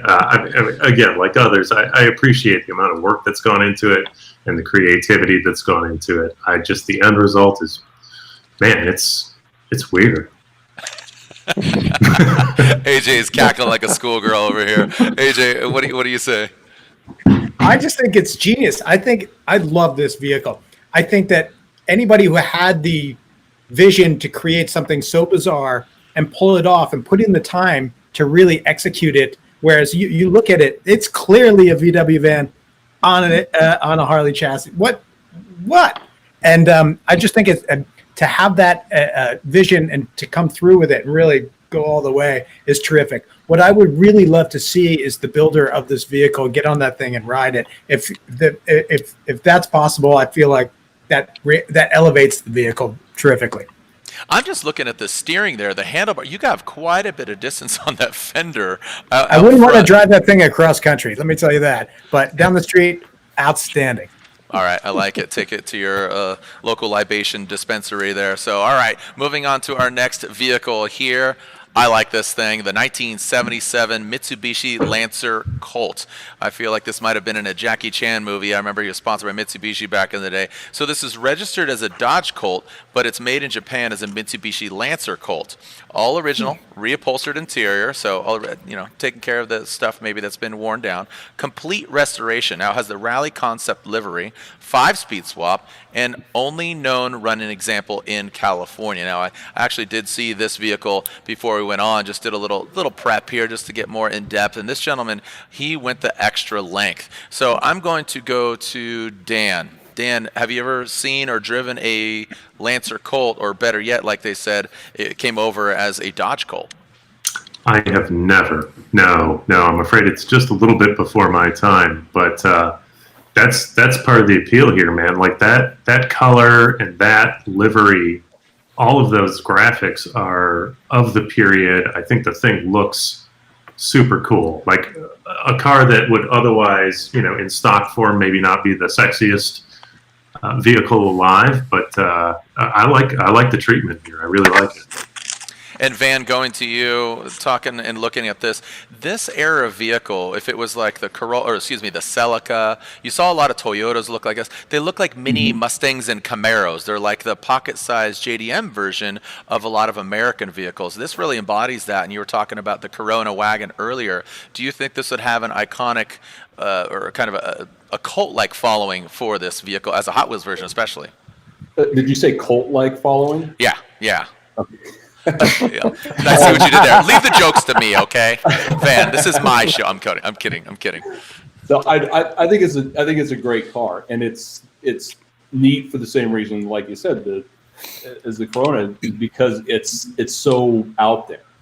And it's like, I remember Dodge Colts being around when I was a kid, and they were like a maybe a Vega or a Pinto, but this thing elevates it, and it's I think it's totally authentic, and it works exactly as it should. Yeah, it's got the rally vibe. I like the rally fog lights on there, that big Castrol. This really says it. I wonder who the signatures are there, but it said Saturn on the valve cover. I'm assuming that's not the late model Saturn vehicle. That must be a special edition. Yeah. I would hope not. All right, so let's move on to our next vehicle. Really like that thing for sure. I kind of grew up in the JDM world myself, so I always have an affinity towards that, and especially the classics. The 1979 Dodge Lil Red Express. I feel like that's its rap name. It was Little, and now it dropped it. Now it's Lil Red Express. Rare, only manufactured in 78 and 79. Thanks for the laugh there, Vaughn and fellas. Original wood panel truck bed, original interior. It's powered by a 360 V8 and with a 727 3 on the tree, and it is true Little Red Express. Mark, I'm going to go to you. Where are those plates from? Can you tell the blue and white, Mark? I cannot. Okay, now what do you think of the Little Red truck? It's got the stacks. It's really unique, and I know I believe he modified the truck bed as well. What do you think of Little Red? Actually, in the video, I believe he said it was a East Coast car, but it was now in California. So it's amazing that it's preserved as well as it is. Looks like the family loved it, took great care of it. I think it's a little bit stock for Hot Wheels, but it had some nice touches. The original bed, the wood bed, still there.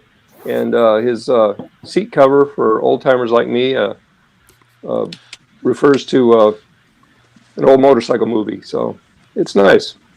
Yeah, this thing it speaks to a certain demographic as far as just age and seeing one of these, and it just seems like it would sit in front of an old ice cream like soda shop, right? That's where I'm envisioning this. Dan, could you drive this thing in through the slush in Michigan? Absolutely, man. I remember growing up seeing these things around Detroit, and there's like me and my cousin in the back seat of our mom's car, or my mom's car, and just we'd slug each other when we'd see one of these things because the stacks were like, that was the coolest thing you can possibly imagine, right? Like it's a semi truck that you can buy and drive around. But yeah, like as a Hot Wheels car, I would have thought that it already exists because this looks pretty stock. Van, does it exist as a Hot Wheel? Exist. Yeah, and this is and that's the thing, that as cool as this is, and I love these things. When I was a kid, I remember seeing them for the first time, and the variations of this theme. Yeah, I mean, this is pretty much exactly what our car is. So I don't think that there's I mean, you could say that we've already done this guy's car. If you want to put a nice spin on it. Yeah. It doesn't have that X factor. Yeah. All right. Sorry to cut you off there, but fantastic shape though. It's cool. It looks like a driver. Like you said, it's been encapsulated. It looks good. So I think we all agree that it's a fantastic truck. But you just want to take it down to the beach. You can see the Bruce Brown. You can see this is a surf truck now, and it's going to be ridden hard, and you can get some surfboards there in the back. So very cool truck. All right, let's move on to our next one here, and this is a pretty fun one. 1967. Cherry Bomb. All right, here we go. 67 Camaro, rear end, 22-inch narrower than stock. Has the Duval windshield. Oh, man, that paint. Is that rattle can? That thing looks like it has been rattle can. 350 Chevy motor, Borg Warner T5 transmission, headlight bar fabricated from a Camaro front bumper, and American racing wheels. So as we are looking at that, Vaughn, I see you kind of getting into this vehicle right here. What do you think? Well, first of all, I was hoping that you were going to do the cherry bomb cover. So well done on good, that. Thank you. good. Maybe I know you too well. Who knows? This is like Garage Spirit, like level 11. I mean, you can see, to your point, the paint job done in the garage, all the stickers, just the creativity. I mean, let's face it, he had a 67 Camaro sitting out back, and he's like, you know what? I'm going to do this. And boom, there it is. But very cool. What an idea. Like, cut a 67 in half, squeeze it together 22 inches, obviously shorten it, like really, really unique. Somebody's really sad he did that, but I think that it's the greatest thing ever. Just the feel of this, it's like it totally doesn't belong, but it made it work, like even the fitment, like the wheels where the fender goes, like it kind of works, kind of doesn't, but I like it. And as far as the interior, like, let's get up in there. Wow. Yeah. What is that? Like, are those buoys? Are those like life jackets? Yeah, the interior looks really unique as far as the seats. It's almost like mid-century modern, and then it has the speakers behind it. The Betty Boop floor mats always locks it in right there. Colette, what do you think about this, the Cherry Bomb? I'm a big fan. I love it. Immediately when we were watching this entry, I just smiled. Like, it's unique looking. It's exciting. I love the windshield. I love the bumper. He took a regular one and just shortened it down. It's wild. I think it's an awesome color and theme combo, and it makes me smile. So I think that's definitely a big check for meeting the creative criteria. Wait, And what? That was built in that exact garage. So much garage spirit. The entire thing he built in that garage, and even had his mom sew the seat cushions for grandma, I believe. So That's just added touch. He's winning there. Super, and we're just getting word that the last criteria is if it makes you smile, it gets the fast pass. And if it makes Colette smile, it gets the fast pass to the finals. I'm joking. That's not a criteria. No. Oh, look at that thing rip. Yes. There we go. All right, there we go. Now we're seeing it roll here. Van, that's probably got to get you pumped there because, like you said, it's got to run. Does it look like it can drive? This thing moves. I love this because it's profane, it's blasphemous, it's sacrilegious, it's everything cool about building a car like this.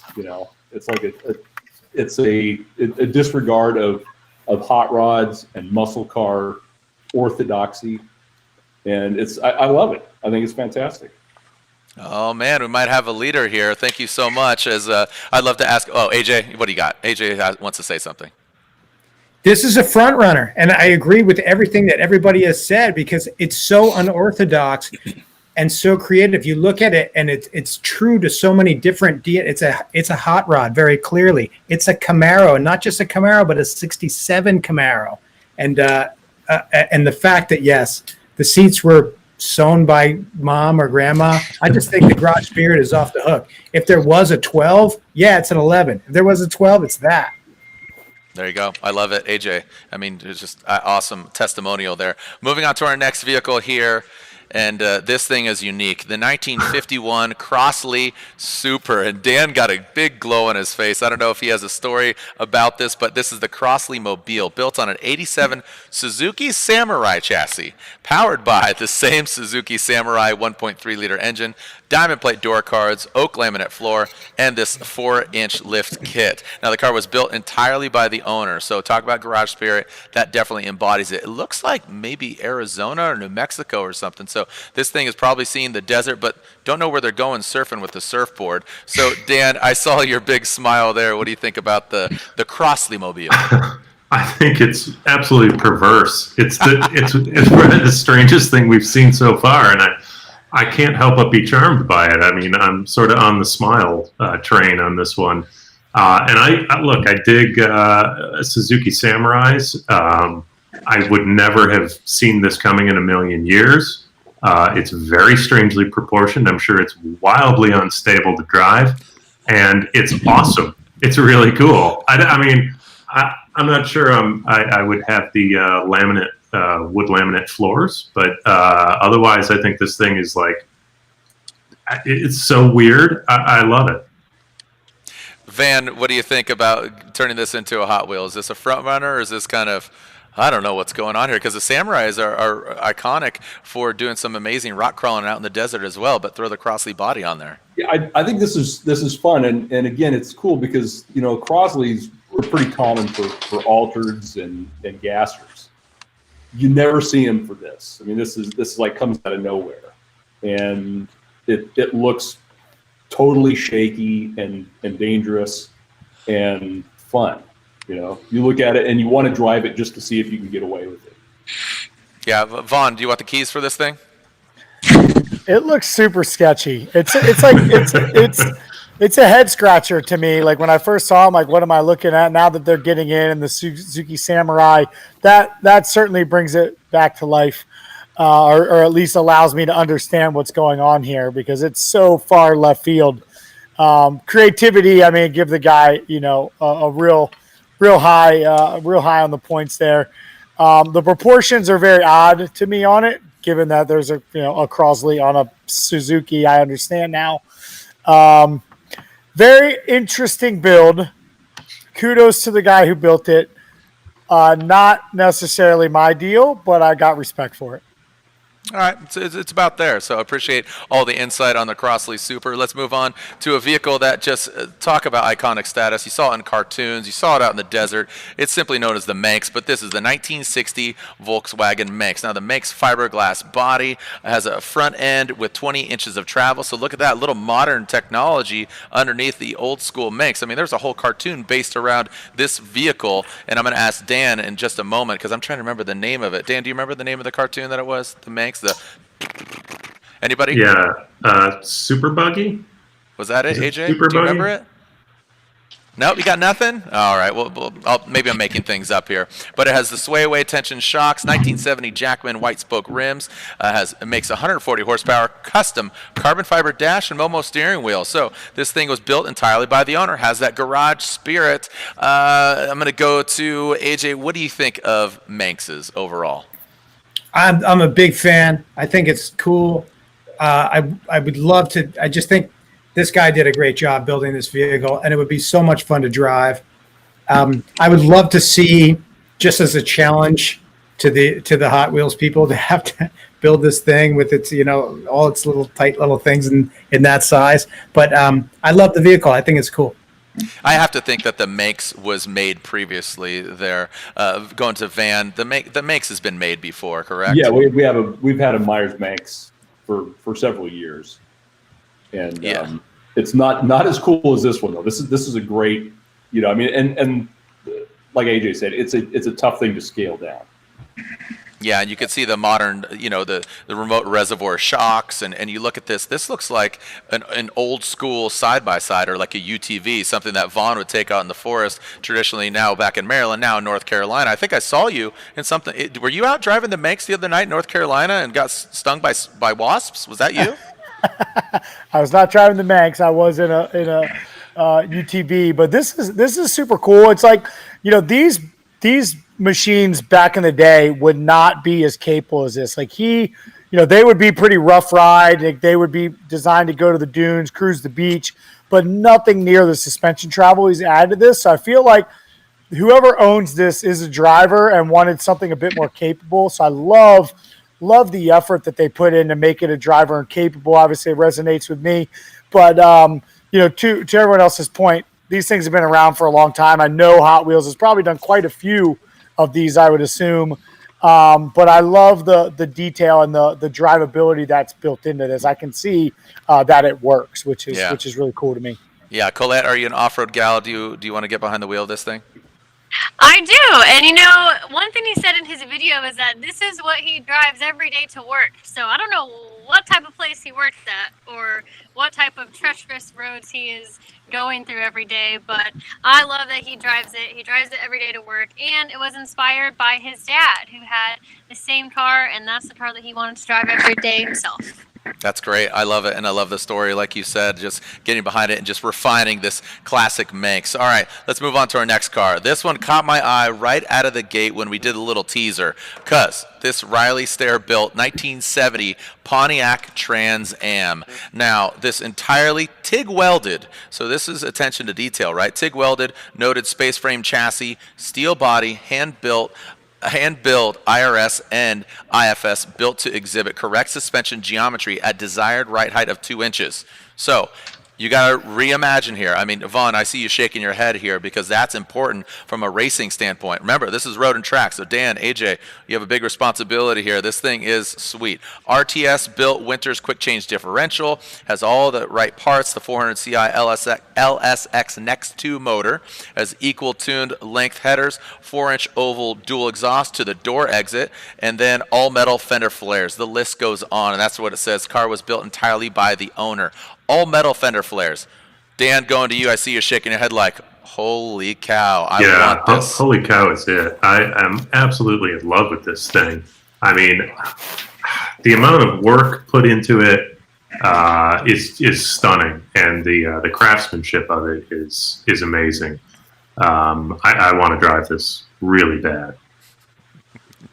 Vaughn, you're a Ford guy, but I think you'll just maybe put a mask on and something and jump behind the wheel of this Trans Am. What do you think? Because you're at your RTR lab there in North Carolina, and you know the kind of work that goes into your builds. I mean, this is something kind of like your RTRX, but this is well-refined Trans Am.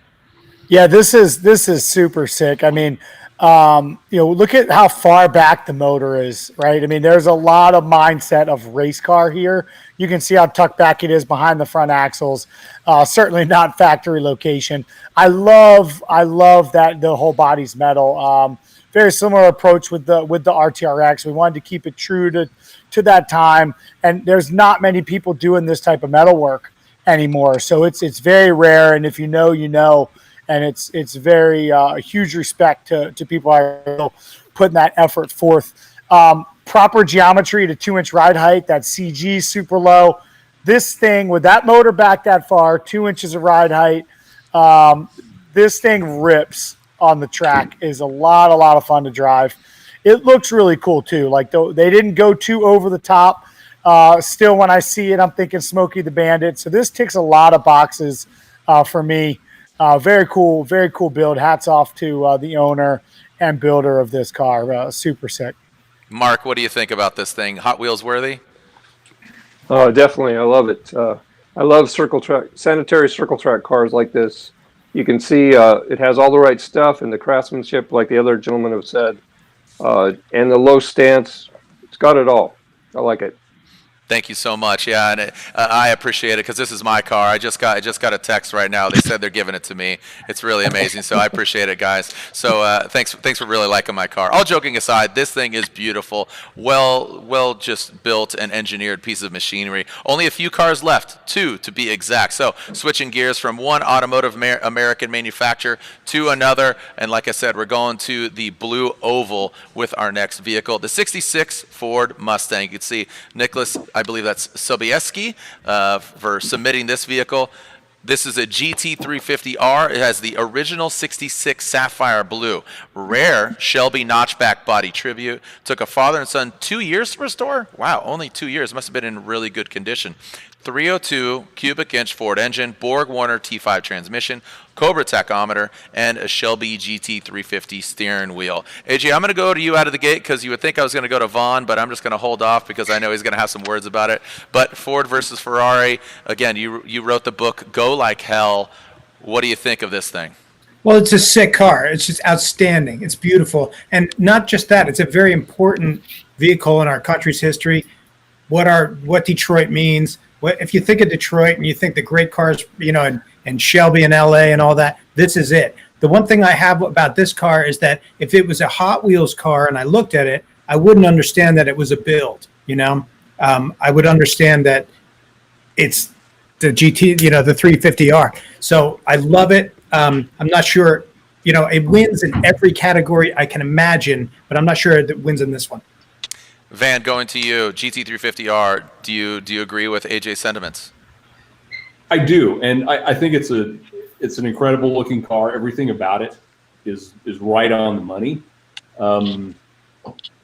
I think it looks, and maybe that's the point against it, is that it looks like a Mustang. It looks like a Mustang coupe. Yeah. Vaughn, you got to be drooling all over this thing, right? Yeah, I mean it's super cool. They did a great job on the restore. The thing is, I think what everyone's kind of trying to say is like, it's not very different than the 66 Mustangs you see at any 66 Mustang show. I don't mean that in any disrespectful way, because when you have a vehicle like this and you want to do something with it, you go one of two ways. You try to make it period correct, true to numbers, maybe a few little personal modifications, or you go completely off the Richter, like the car we just saw previously. So I respect what they've done here. Given that we are here for Hot Wheels Legends, this does not tick the boxes for me for becoming a Hot Wheels. It's certainly rad. I mean, you can see I even put the tubular arms on there. This car, to me, looks like a great driver. It looks like something you could have some fun with, and something that would be, enjoyable to drive on the street or the track and look sweet and have some great stories. So still a very cool car, but, I always have a special place in my heart for Mustangs. This is actually a very similar body. Ken's Unicorn that we built is a 65, 66, very similar notchback, obviously. But hats off to them. They've done an amazing job restoring it. Very cool car. And it's unfortunate that in this video they're not doing donuts or blowing smoke off the back tires. Right. No, exactly. And that's always a great thing to see, that it rips and it could shred. So, again, authenticity, creativity, garage spirit. So keep that in mind. Remember, we have our 3 accolades there: the Road and Track, the Mobil 1 fan vote, and the overall Legends winner. Only one car left. One car to rule them all. Will it rule? We're about to find out. Here we go. The 1931 Model A Rat Rod. Oh, Vaughn just jumped back in his seat. This is another vehicle that I could see the Gittin family, and the detail on this is very interesting. This looks like the tetanus shot, right? So father and son built over the course of 6 months, powered by a small block Chevy engine with an Edelbrock carburetor, made it up to a 700 R4 transmission. 33-inch Swampers and Pro Comp wheels, has a piston shifter, found the original owner's son that bought the car brand new in 1931 at a car show. So it does have some history, and they found out about it. Again, father and son built in just 6 months. So there's the little, look at the little like spark plug hot rod guy. Vaughn, going to you.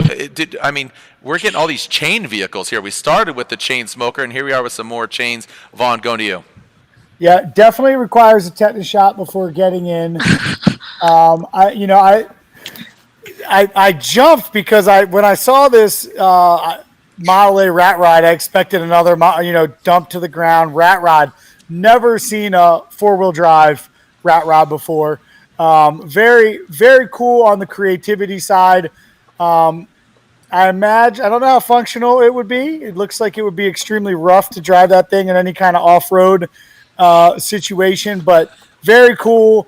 Actually reminds me of something my Uncle Joe would build. You took the words out of my mouth. I was thinking of Joe. Yeah, but no, it's cool. It's unique. Again, the wheels.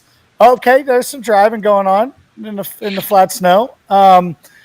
The wheels are throwing me off. Like I'm just not getting these really well thought out, creative, crazy builds with the the catalog. Okay. Yeah, You've got my attention. Yeah.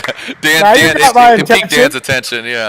Yeah. But I just like that really throws it off. Like for me, and again, like something like this, I feel like the wheels just don't belong on it. So it kind of like removes my interest a bit seeing that, because that's such an important part to me. But very cool and wild nonetheless. whoever thought of this again, I want to have a combo with this person right next to the Cherry Bomb Builder and just say, hey, what were you thinking?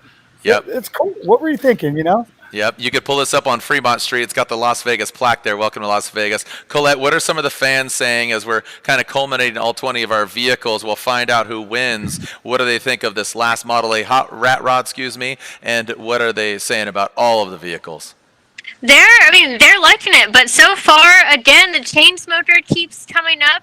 Let's see, at Gay Jedi says chain smoker is going to be my pick.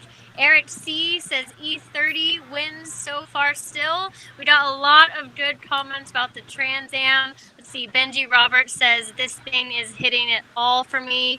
Nicholas Haas says winner, chicken dinner for the Trans Am. So, yeah, it's clear some favorites are kind of rising to the top here, but now we're one step closer to voting time. That's right. Again, our three accolades here are the Road and Track bragging pick right there. AJ and Dan are going to pick that one. And then we have that of the Mobil One fan vote. So hopefully you've been paying attention because we'll pick the top two that are going on and the Mobil One fan vote. And then, of course, this Legends Tour Stop winner. So a reminder to get your little ones started early. We talk about the RT Crew, a kids club by Road and Track. Go to rtcrew.com. You could see it right there to subscribe, and you could get a subscription box for car-loving kids. Enter Legend for 15% off. So again, enter Legend for 15% off for an annual subscription. Again, go to rtcrew.com and enter promo code LEGENDS for 15% off this subscription box. For all the Hot Wheels fans out there missing our Hot Wheels Legends vending machine, we had those at the previous, when we were at Walmart's at the Legends Tour in physical form, and now here we are, the comfortable stay-at-home version of Hot Wheels Legends Tour. You could head to walmart.com and you could potentially, oh no, again, I'm sorry, it's sold out. That's why you got to act fast, kids. That's why you need to go to Instagram and follow at Hot Wheels Official. Make sure you have all the updates and all the alerts and all of that going on, so make sure you get all the updates. This is designed by the infamous Larry Wood. So you can only get at walmart.com, but you have epic products such as pins, you got hats, shirts, bags, all of it celebrating the Hot Wheels Legends Tour. Built, not bought. That's what it's all about. So again, available only at walmart.com. Oh man, so much going on. Thank you for hanging out with us, all our judges, our special guests, our designers, and of course Colette working the keyboard down there, multitasking. She's cranking those energy drinks again. This son of gun here is mine. So you know what? Let's keep it moving because we are going to go to the judges. Hopefully you've taken notes either on electric device or you got pen and paper, because I'm going to rattle off each judge's name. You're going to give me from 3, 2, and 1. So third place, second place, first place. Brief, but a little elaboration. I'm going to start with the Hot Wheels designers. I'm going to go left to right. So, Van, third, second, first. Who do you got? Third place is the Trans Am. Just for obvious reasons. The thing is just so beautiful, and I love the idea of making this into a Hot Wheels, just because it's all metal to begin with. We do our thing on it. I think it'd be fantastic. It's a beautiful car. Number 2 is the Cherry Bomb, for the reasons that we already discussed. It's it's just insane. It's insane and profane, and I love the way it's been handled. I love that 90% of the shot was in the garage to let you know that, hey, this is a garage car. And for number 1, I'm going to go with the E30. And your reasoning behind that? I mean, you went from 2 American cars, you covered the gamut there as far as really race track prep engineering to something that is just, like you said, might offend some people too. Just sleek lines, something unique. That's your number 1 pick. And I think because this kind of covers the best of the both that the other 2 offers. It's got the killer LS swap, which I'm not totally sold on in every case, but in this, I think it works. I love the way the body work on this is. It just looks so stretched tight and just ready to run. I like it. I like it. Well, those are all great picks. Again, very hard. I do not envy your gentleman's and ladies' job here. Next on, I'm going to move on to the other Hot Wheels designer, Mark Jones. Mark, 3, 2, 1, go. Okay, number 3, I'm going to go for the 1971 VW two-wheel Wonder Bus, just because it's like out of left field, totally creative, and a different format, 2 wheels versus 4, something just unexpected. I like for it. For my number 2 pick, this will ring familiar.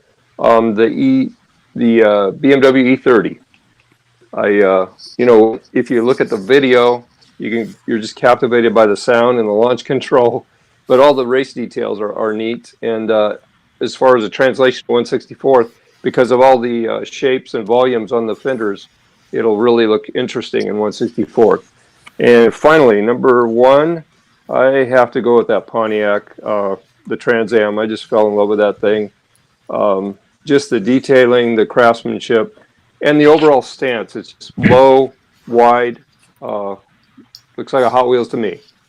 Nice. Really good picks. Again, from that, it looks like the Pontiac Trans Am got 3rd and 1st. The E30 got 2nd. So mixing it up here a little bit. Dan, moving on to you.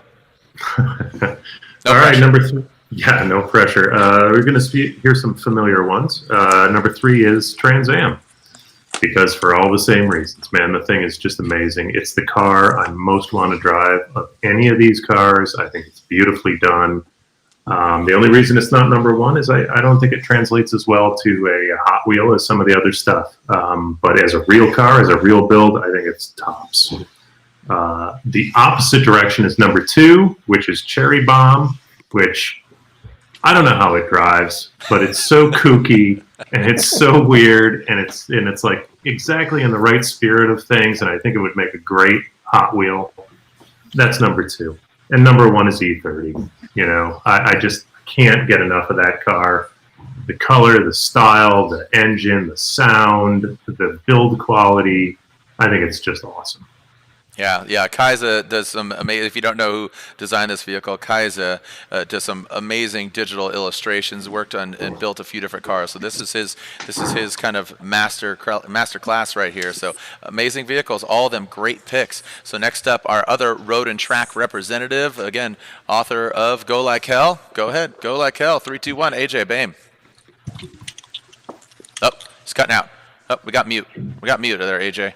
I want to be counterintuitive just for the fun of it and give a shout out for the second 1931 Model A, the Frankenstein stitching. The amount of detail and thinking I just think is absolutely brilliant. So that's my number 3. Number 2, I got Cherry Bomb. Cherry Bomb, brilliant. Just, it's again, so counterintuitive, so cool. Again, coming back to what everybody's talking about, the Pontiac Trans Am, when you look at that vehicle, it is so it just looks like something out of this world. And the proportions, just everything about it makes me want to drive it. But also, when I look at it, I'm like, that's a Hot Wheel. Like that's a vehicle that should be a beautiful thing on my shelf. All right, so just to clarify, AJ, you're saying the Trans Am is your number 1. Correct. All right, there you go. What's interesting about the Trans Am for me is it looks like a jungle gym, right? You got all these bars, but it looks functional, and I like the technological aspect in it. And keep in mind, it's painted "Sponsor Me" white, which is not the most, I love white cars, but that says like "Sponsor Me," right? But the Panda Sports, the gold, the polished lip, that's an all-around great car. It's begging to be driven and doing Absolutely. some burnouts. So right on. Great picks there, AJ. Again, seem to be a trend here. Are Vaughn and Colette going to change it up here? Vaughn, going to you. You look like you're about to disrupt the norm. Well, I very much am taking it very serious that this is turning into a Hot Wheel. So I've got not only my builder and enthusiast and fan hat on, but I've got my marketing mindset on there as well. What's going to be on the shelf is going to pop off and be excited, super exciting just at first glance. So that's kind of where I went with it. I did not put this on my short list, but I do want to give a shout out to the E30.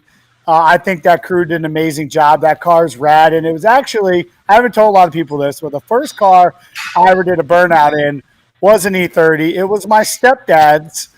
And I borrowed it to go get something from the store, and I went and did burnouts in it. And Oh, dude, you're outed. Now he knows that. But okay, so number 3 for me, I went with the Trans Am. Amazing build. I mean, Frank, I think that is probably the most significant undertaking of a build that we've seen tonight. Huge respect for that car and what it is, and like from a drivability factor, like I want to feel that thing. So that's really cool.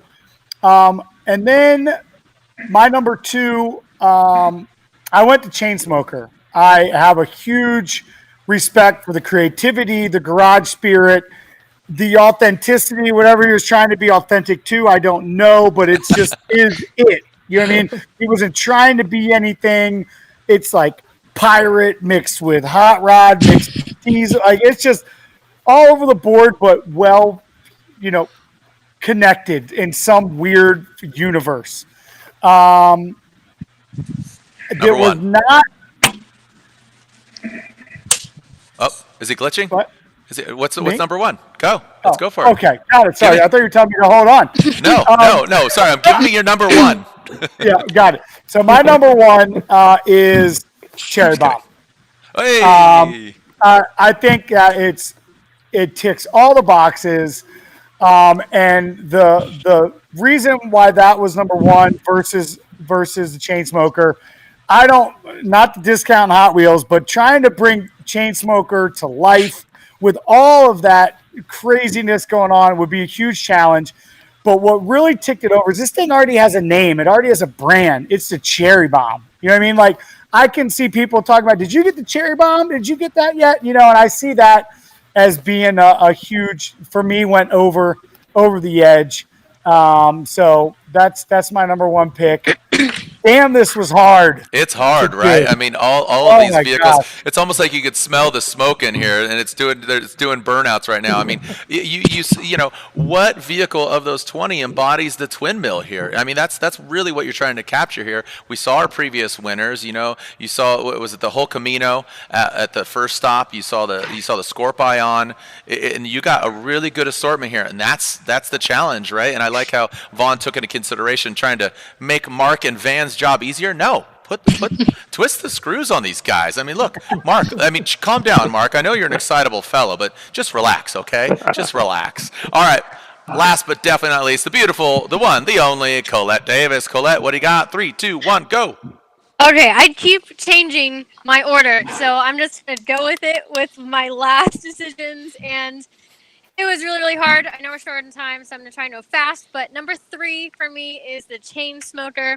I love that it was saved from being abandoned in a field and kind of given another life. There's a real patina. There's 1,000 horsepower. There's a drift brake that looks like a sword because why not? And that's awesome. Chains are from an elevator because he did that and he could. So that's number 3 for me. Number 2 is Cherry Bomb. I love it so much. I get the biggest smile when I look at that car. It was 100% garage built with grandma sewing the seats in it. There's just so much yes that I feel when I look at that car. And like Vaughn mentioned, the brand's there. They branded themselves, and that's half of the marketing done. And number 1 for me was the Trans Am race car. I had to pick it as number 1. And this is coming from someone who, myself, all of my cars are bright, neon colors, wild, okay? I love color. And this car is making me rethink everything. It's making me rethink my entire life right now. The build is incredible. It was built mostly by the owner as well, which again, garage spirit. I love that. 1,000 horsepower. Shout out to my friends at G-Force Transmission. Has their dog box in there. Quick change, diff, big tires, and I just want to drive it. So that is my number 1 pitch, and those are my top 3. Well, thank you so much. As you could probably tell, it is super close because you saw the E30 in there, you saw the Trans Am, the Cherry Bomb comes in late into the mix. So it's a very different perspective from all of you different judges. So as we tabulate all of that from you, the judges, we're actually going to have a Hot Wheels design spotlight. Previously, we talked to a designer at our last stop, and now we're going to talk to somebody who designed a car that now Van and Mark are going to have to twist the screws on, like I said earlier. So we have our winner from last year. So really cool. He's going to be joining us, and I'm going to kind of pass it over to Van because I believe they've already met. Nod your head if you have before. Yeah, so Van, you're going to get involved here. But we bring in last year's Hot Wheel Legends winner, and he's got the vehicle behind him right there, Greg Salzillo. Greg, where are you joining us from exactly? I'm at our new location in St. George, Utah. I've got a really good group of guys here, Speed Tech Performance. They're kind of hosting us, so big thanks to them, but that's where we're at, Speed Tech Performance. Awesome. And your shop is JLS Customs. Now, again, I'm going to pass it over to Van because real quick, how I'm going to kind of set you up, though, is when you built this vehicle, did you have the intention of winning the Hot Wheels Legends, or was it like, holy cow, this crazy piece of machinery that we created, imagined, and executed, this would be perfect for Hot Wheels? No, so the car was done about a year prior to the Hot Wheels Legends Tour. However, once we saw the Hot Wheels Legends Tour, we knew that it was kind of a perfect fit. It checked basically all the boxes that Hot Wheels was looking for. And we actually tried out for the 2018 Hot Wheels Legends Tour, the very first year they did it. We went to the Pico Rivera stop. I believe it was the very last one. And we didn't get anything. We didn't get anywhere. But we were told by all the judges basically to bring this thing back. It was amazing. So we came back year 2 with the Nash to the El Segundo show. And we ended up winning that El Segundo show. So kind of a little bit of perseverance, I guess you could say. Awesome. Well, there you could see the whole celebration last year. That was at the 2019 SEMA show in Las Vegas. Van, what's going through your mind? What's the process? I know he brought that vehicle there to Hot Wheels, but go ahead. The stage is yours, Van. Hey, Greg, how you doing, man? Great to see you again. Hey, this car Very good. Covers just about everything that we try to do at Hot Wheels, and it was such a big deal when it was and even though he didn't get chosen at Pico, when he came back to El Segundo, everybody was talking about it. I look like I'm breaking up. Can people hear me? Yeah, we can hear you. Just keep wrapping out. Just a little, okay. Just a little technical issue. No big deal. Yeah. So anybody that walked onto that lot when this car was there was talking about this car. You'd go over, you'd see somebody you work with and say, "Have you seen this thing?" It's like he came back. So it was a perfect timing. The thing is insane. It's and the thing that's cool about a Nash is that the Metro is so cute and cuddly, anyways. And when you see it done like this, it's just a complete twist. It's like the the Hello Kitty skull kind of thing. It's like it's sweet and sour, and it's badass. I love the thing. Like it's an honor for us to be able to make the car. And going to you, Greg, I believe you took delivery of the prototype. What you got the Nash behind you, but you got a little baby Nash right in front of you, right?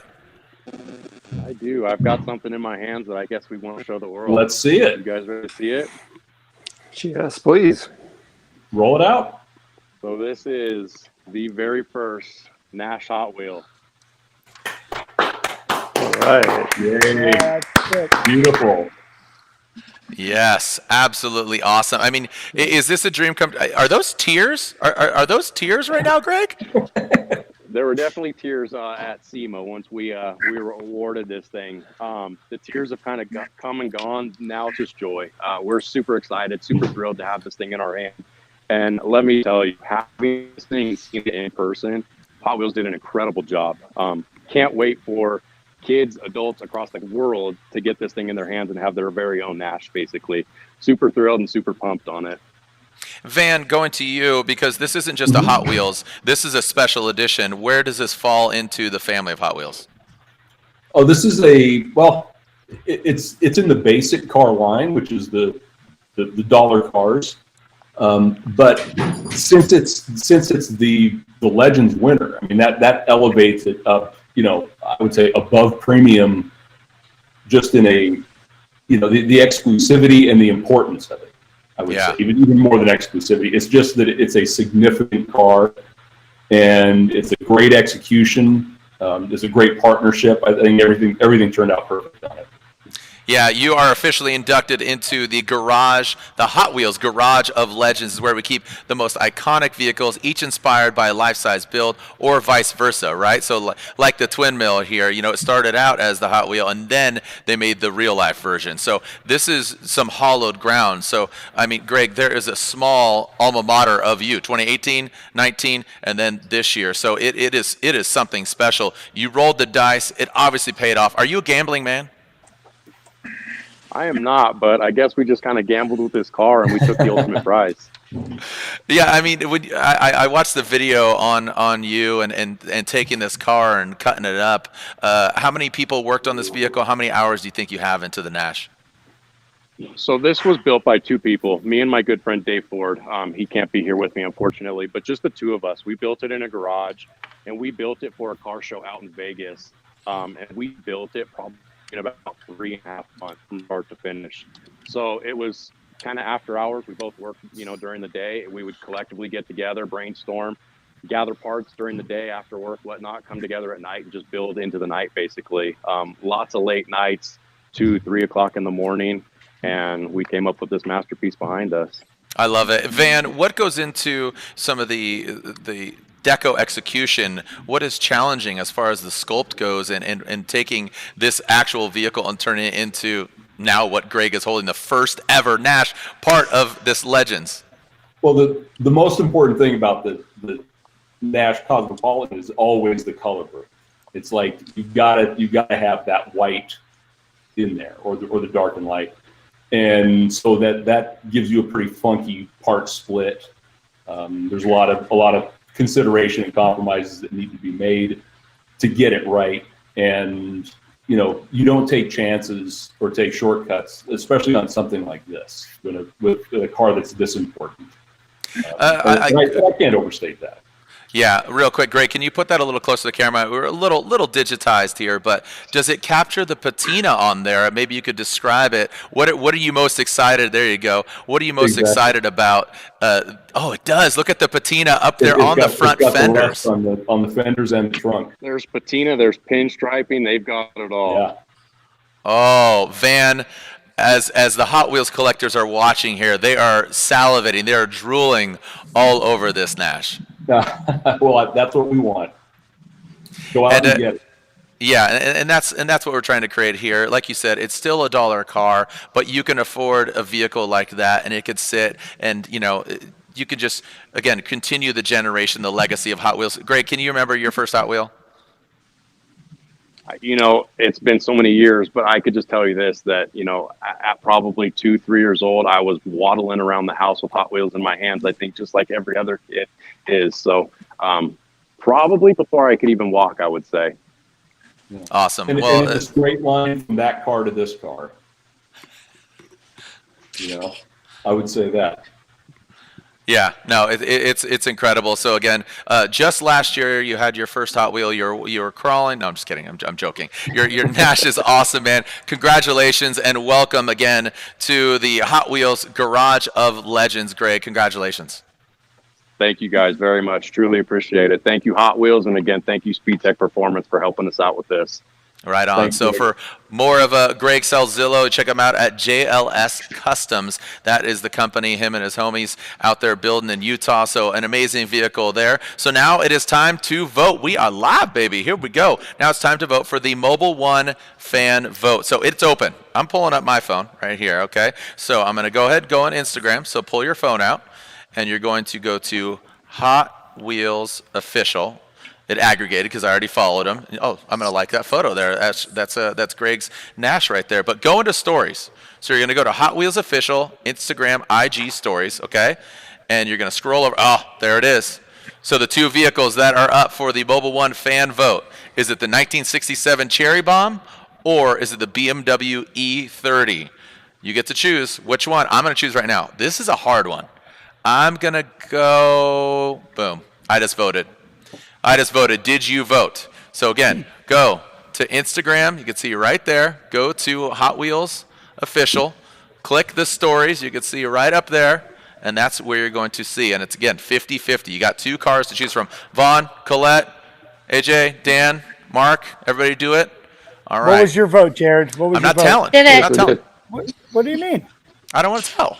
I don't want to skew anybody. All right, man. That's cool. Yeah, I don't want to tell.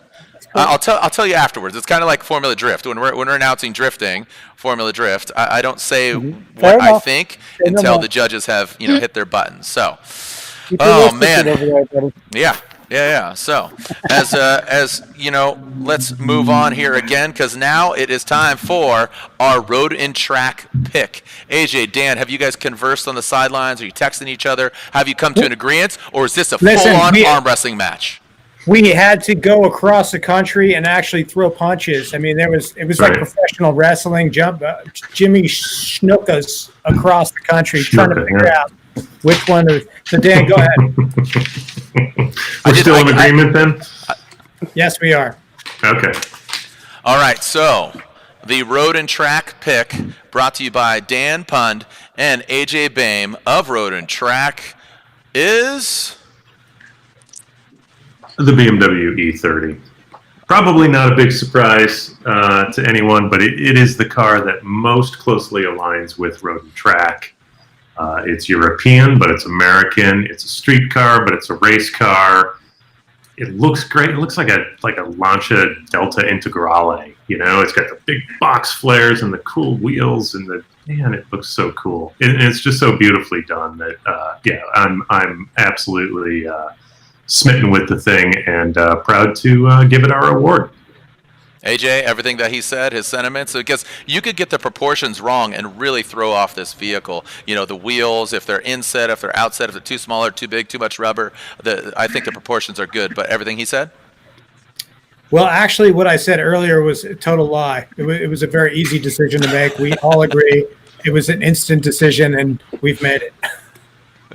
Done and done. Cool and good. So yeah, those awesome rotiform wheels. Again, the fender flares. Kaiser did an amazing job designing it, but the gentleman who built it, that was built by the owners. So it was built, not bought. So I think that adheres to the criteria as we talked about, that garage spirit, the creativity, and the authenticity, and that just really encapsulates all thing Hot Wheels. So I think that's a great pick and very applicable. Like as you said, Dan, it's in line with the road and track belief. It wants to be driven. It's begging to be driven. And again, this is another vehicle that I'd love to have in my garage, and I think you guys would agree. Absolutely. All right. Well, thank you for Road and Track for hosting. Don't go anywhere. Don't go anywhere. So we've given out the Road and Track pick, and now we bring in our next special guest. Now, this gentleman drives. He creates cool stuff. He's just cool. I kind of want to be this man. I mean, at one time, he was the only American Porsche race car driver, and now he's created. I mean, look at this guy. He just exudes cool. Hey, sorry to bother you. Mr. Patrick Long, our Mobil One guest, and creator and curator of Luftgekühlt, one of the coolest car shows. If you have not heard of them, am I saying that right, Patrick? You're pretty close, closer than most. Okay, can you say it for me? Luftgekühlt. Luftgekühlt. Okay, I need a few German lagers before I could say it like that. I need to go to Oktoberfest. So Luftgekühlt. Speaking of Kolsch, let's talk about cool. I am holding, and I hope did you get one of these yet? Did you get? Oh yeah. Oh yeah. So we're talking to Patrick Long here. Patrick, at one time, like I said, you're one of the only American factory Porsche drivers. Maybe give people your accolades so they know kind of your background overall. Yeah, I get paid to drive race cars. Porsche's been my home for the last 2 decades. 24 Hours of Le Mans, Daytona, Sebring, Petit Le Mans, things like that. We just came off a race last weekend, the 6 hours at Road Atlanta, and number one job is to get in and be one of Porsche's hired guns to go up against the rest of the OEM manufacturers and win classic endurance races. Every single week is a new journey. There's plenty of things outside the race car that we do as a team, and just a great company to be affiliated with. Speaking of companies, Mobil One, the trusted synthetic oil for you. You're a guest of Mobil One. Is that what you run in a majority of your vehicles and race cars? Yeah, since 2004, the first time I went to Le Mans in a full Mobil One set of overalls, it's been a home. Mobil One is an exclusive partner with Porsche. But actually, when we started working together one-on-one was Luftgekühlt. Luftgekühlt is a passion project of mine. It's sort of the car show, if you will. Growing up in Southern California, getting dragged to all kinds of vintage events, Pomona Swap Meet, you name it. I found myself sort of staring up in the sky and asking myself, if I had my chance to create my own car show, what would I do? And in 2014, I went down to Deus Ex Machina, not far from here in Venice, California, and got together a group of curated Porsches that I thought told the story of air-cooled. Air-cooled is a huge past for Porsche, starting in the late 40s and all the way up to the final 993 in 1998. Air-cooled was the way, and the cars are emotional. They're pretty simplistic to work on, somewhat affordable. That has changed in the last 8 to 9 years, but you can still get into a 914 or a 912 and really understand what it's like to go out and row through the gears, hang it out. I mean, my 912, I run a 185 rear tire. It only has about 125 horsepower, but on that little of a tire, that's all you need. So I love the purity of driving them. I can't say I'm great at working on them, but at least I'm a little more versed in working on air-cooled cars than I might be on modern cars. But at least in the racing environments, being in a torsion bar spec vintage car, running Weber carburetors, and just having to hang it out as you drop down through the corkscrew. That's where I spend my off weekends when I'm not racing in IMSA. Yeah, you can almost smell the petrol. You can smell the interior of those classic air-cooled Porsches. Why this particular model for your Hot Wheel? Why did you launch with this? Yeah, the 9. Yeah, go ahead. So just the 934.5 is the ultimate outlaw. This car was built. There were only 10 examples. It was essentially Porsche looking at the rule book in the late 70s. IMSA had changed the rules on them. They were dominating, and they had to bring out a car that really loopholed what was to happen. Almost 600 horsepower, single turbo, huge slicks, mean aero, well ahead of its time, and it was a giant killer. The displacements in those days were big. There were V8s and such, and of course Porsche comes in with a 3-liter flat 6 and romps the competition. This car was pretty much blacklisted before it started. And so for my first design collaboration, or Luftgekühlt's first design collaboration with the guys from about three miles from where I'm sitting right now at the design center at Mattel, this was our first stab. And I'm happy to say we have a couple more coming down the pipe too that might get a little bit more towards the Legend Tour theme of a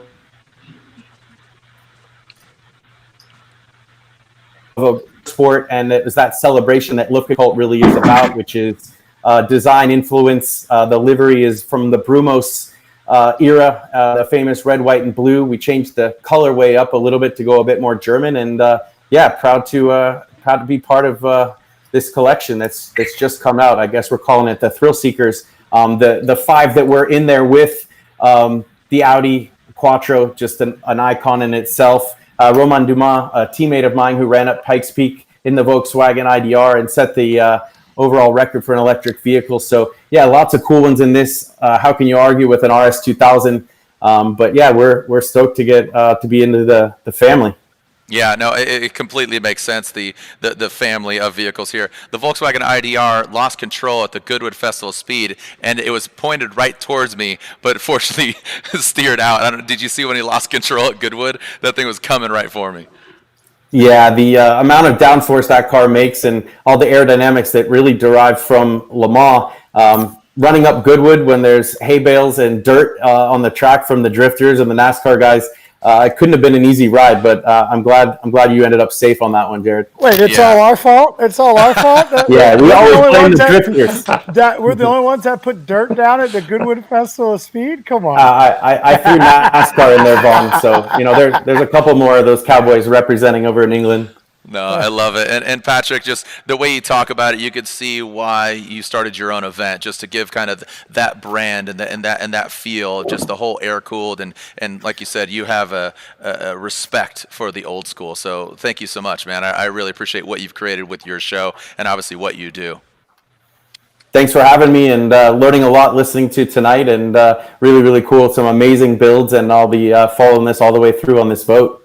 All right, Pat, did you vote for the Mobil One fan favorite? Did you go on Instagram? I have not, but in my lucky connected ways, I better get on this phone and make it happen. Yeah, get on it because it's about to close. So let me know as soon as you do it because I am going to pull it up here. I pulled out my phone. So the Road and Track, the bragging rights pick was the E30, and now the Mobil One fan favorite. So we'll take the winner of the Mobil One fan favorite of each round. They'll go into a pool, and then you'll vote for, of the pool, which one will go to the final round against the Legends round winner. So if you follow me right there. Pat, did you vote? I did. Okay, so here we go. Let's go to the Instagram stories. I'm going to see who won, and the winner of the Mobil One fan vote is the BMW E30. So the E30 does double duty there. Kaisa and the team. Patrick, do you agree with this? I mean, the Cherry Bomb, I don't think that's air-cooled by any means. And then the E30 is LS-powered, but overall, great-looking car.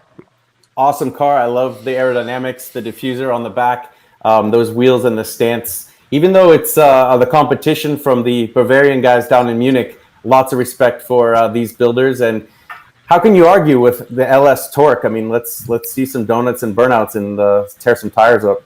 Yeah, exactly. Well, thank you so much, Patrick. I'll see you at the Luft Colt. I butchered that name once again. We'll see you at Luft. Is that easier to say? Yep, absolutely. Thanks for having me. Thank you so much. Man. Patrick Long, thank you again. Thanks, guys. As Patrick there, thank you so much. Patrick Long, find him. I know he's on Instagram, and IG, PL Motorsports. And again, Luft has a really cool Instagram page. So we are waiting to tabulate the winners here. And the overall winner, tabulating all the points. And all right, I'm just going to go right into it. Here we go. Third place, am I saying that correct? So that's 1, 2, 3. Okay, third place. Do you want to rattle those off? Why not? Sure. Okay, third place. We already saw him. The BMW E30 got third place overall because this was really tight. So, again, third place goes to the BMW E30. Bragging rights. You got the Mobil One fan pick, so still alive as far as going to the Legends final. So if there's some fans out there wanting to root for that vehicle. Second place, the Cherry Bomb. The Cherry Bomb gets second place. The Sweet 67 Camaro, chopped up Cherry Bomb. I love that song, and you got to love the C Bucket. Look at that plate there. And finally, the winner of the Hot Wheels Legends Tour. This third stop is the Trans Am, the Pontiac 1970 Trans Am. Round of applause across the board.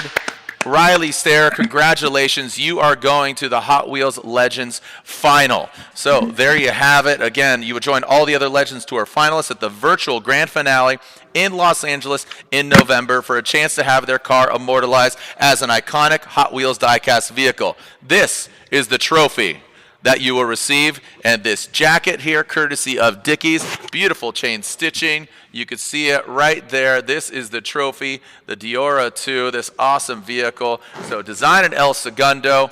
Man, awesome job. Love the Trans Am. Love this trophy, the twin mill. And you know what? This has just been a great celebration. Judges, did you guys have fun? And Gal? Yeah, that was rad. Awesome. Absolutely. Fantastic. Thank you, guys and gal. Thank you again to Mark, Van, Dan, AJ, Von Gittin Jr., and Colette. I'll see you. When am I going to see you? Do you know the date? Don't test me like that September in front of everyone. 24th. September 24th. I had to look. I looked down. I challenge you. September 24th. We'll see you then. Yeah, September 24th. Again, this is going to be an awesome round, fourth round. So if you haven't submitted your car, if you haven't seen your vehicle yet, we do have future rounds. So don't give up just yet. But you know what? Your car looks sick. Put a video together. You go to hotwheels.com/legends and submit your vehicle. So thank you guys and gals so much. Be sure to go to walmart.com/hotwheels. You can pick up all your gear, including the pins that I'm rocking right here. You got hats, you got goods, and of course, you got Hot Wheels. But this Luft one right here, this one, yeah, that one's mine.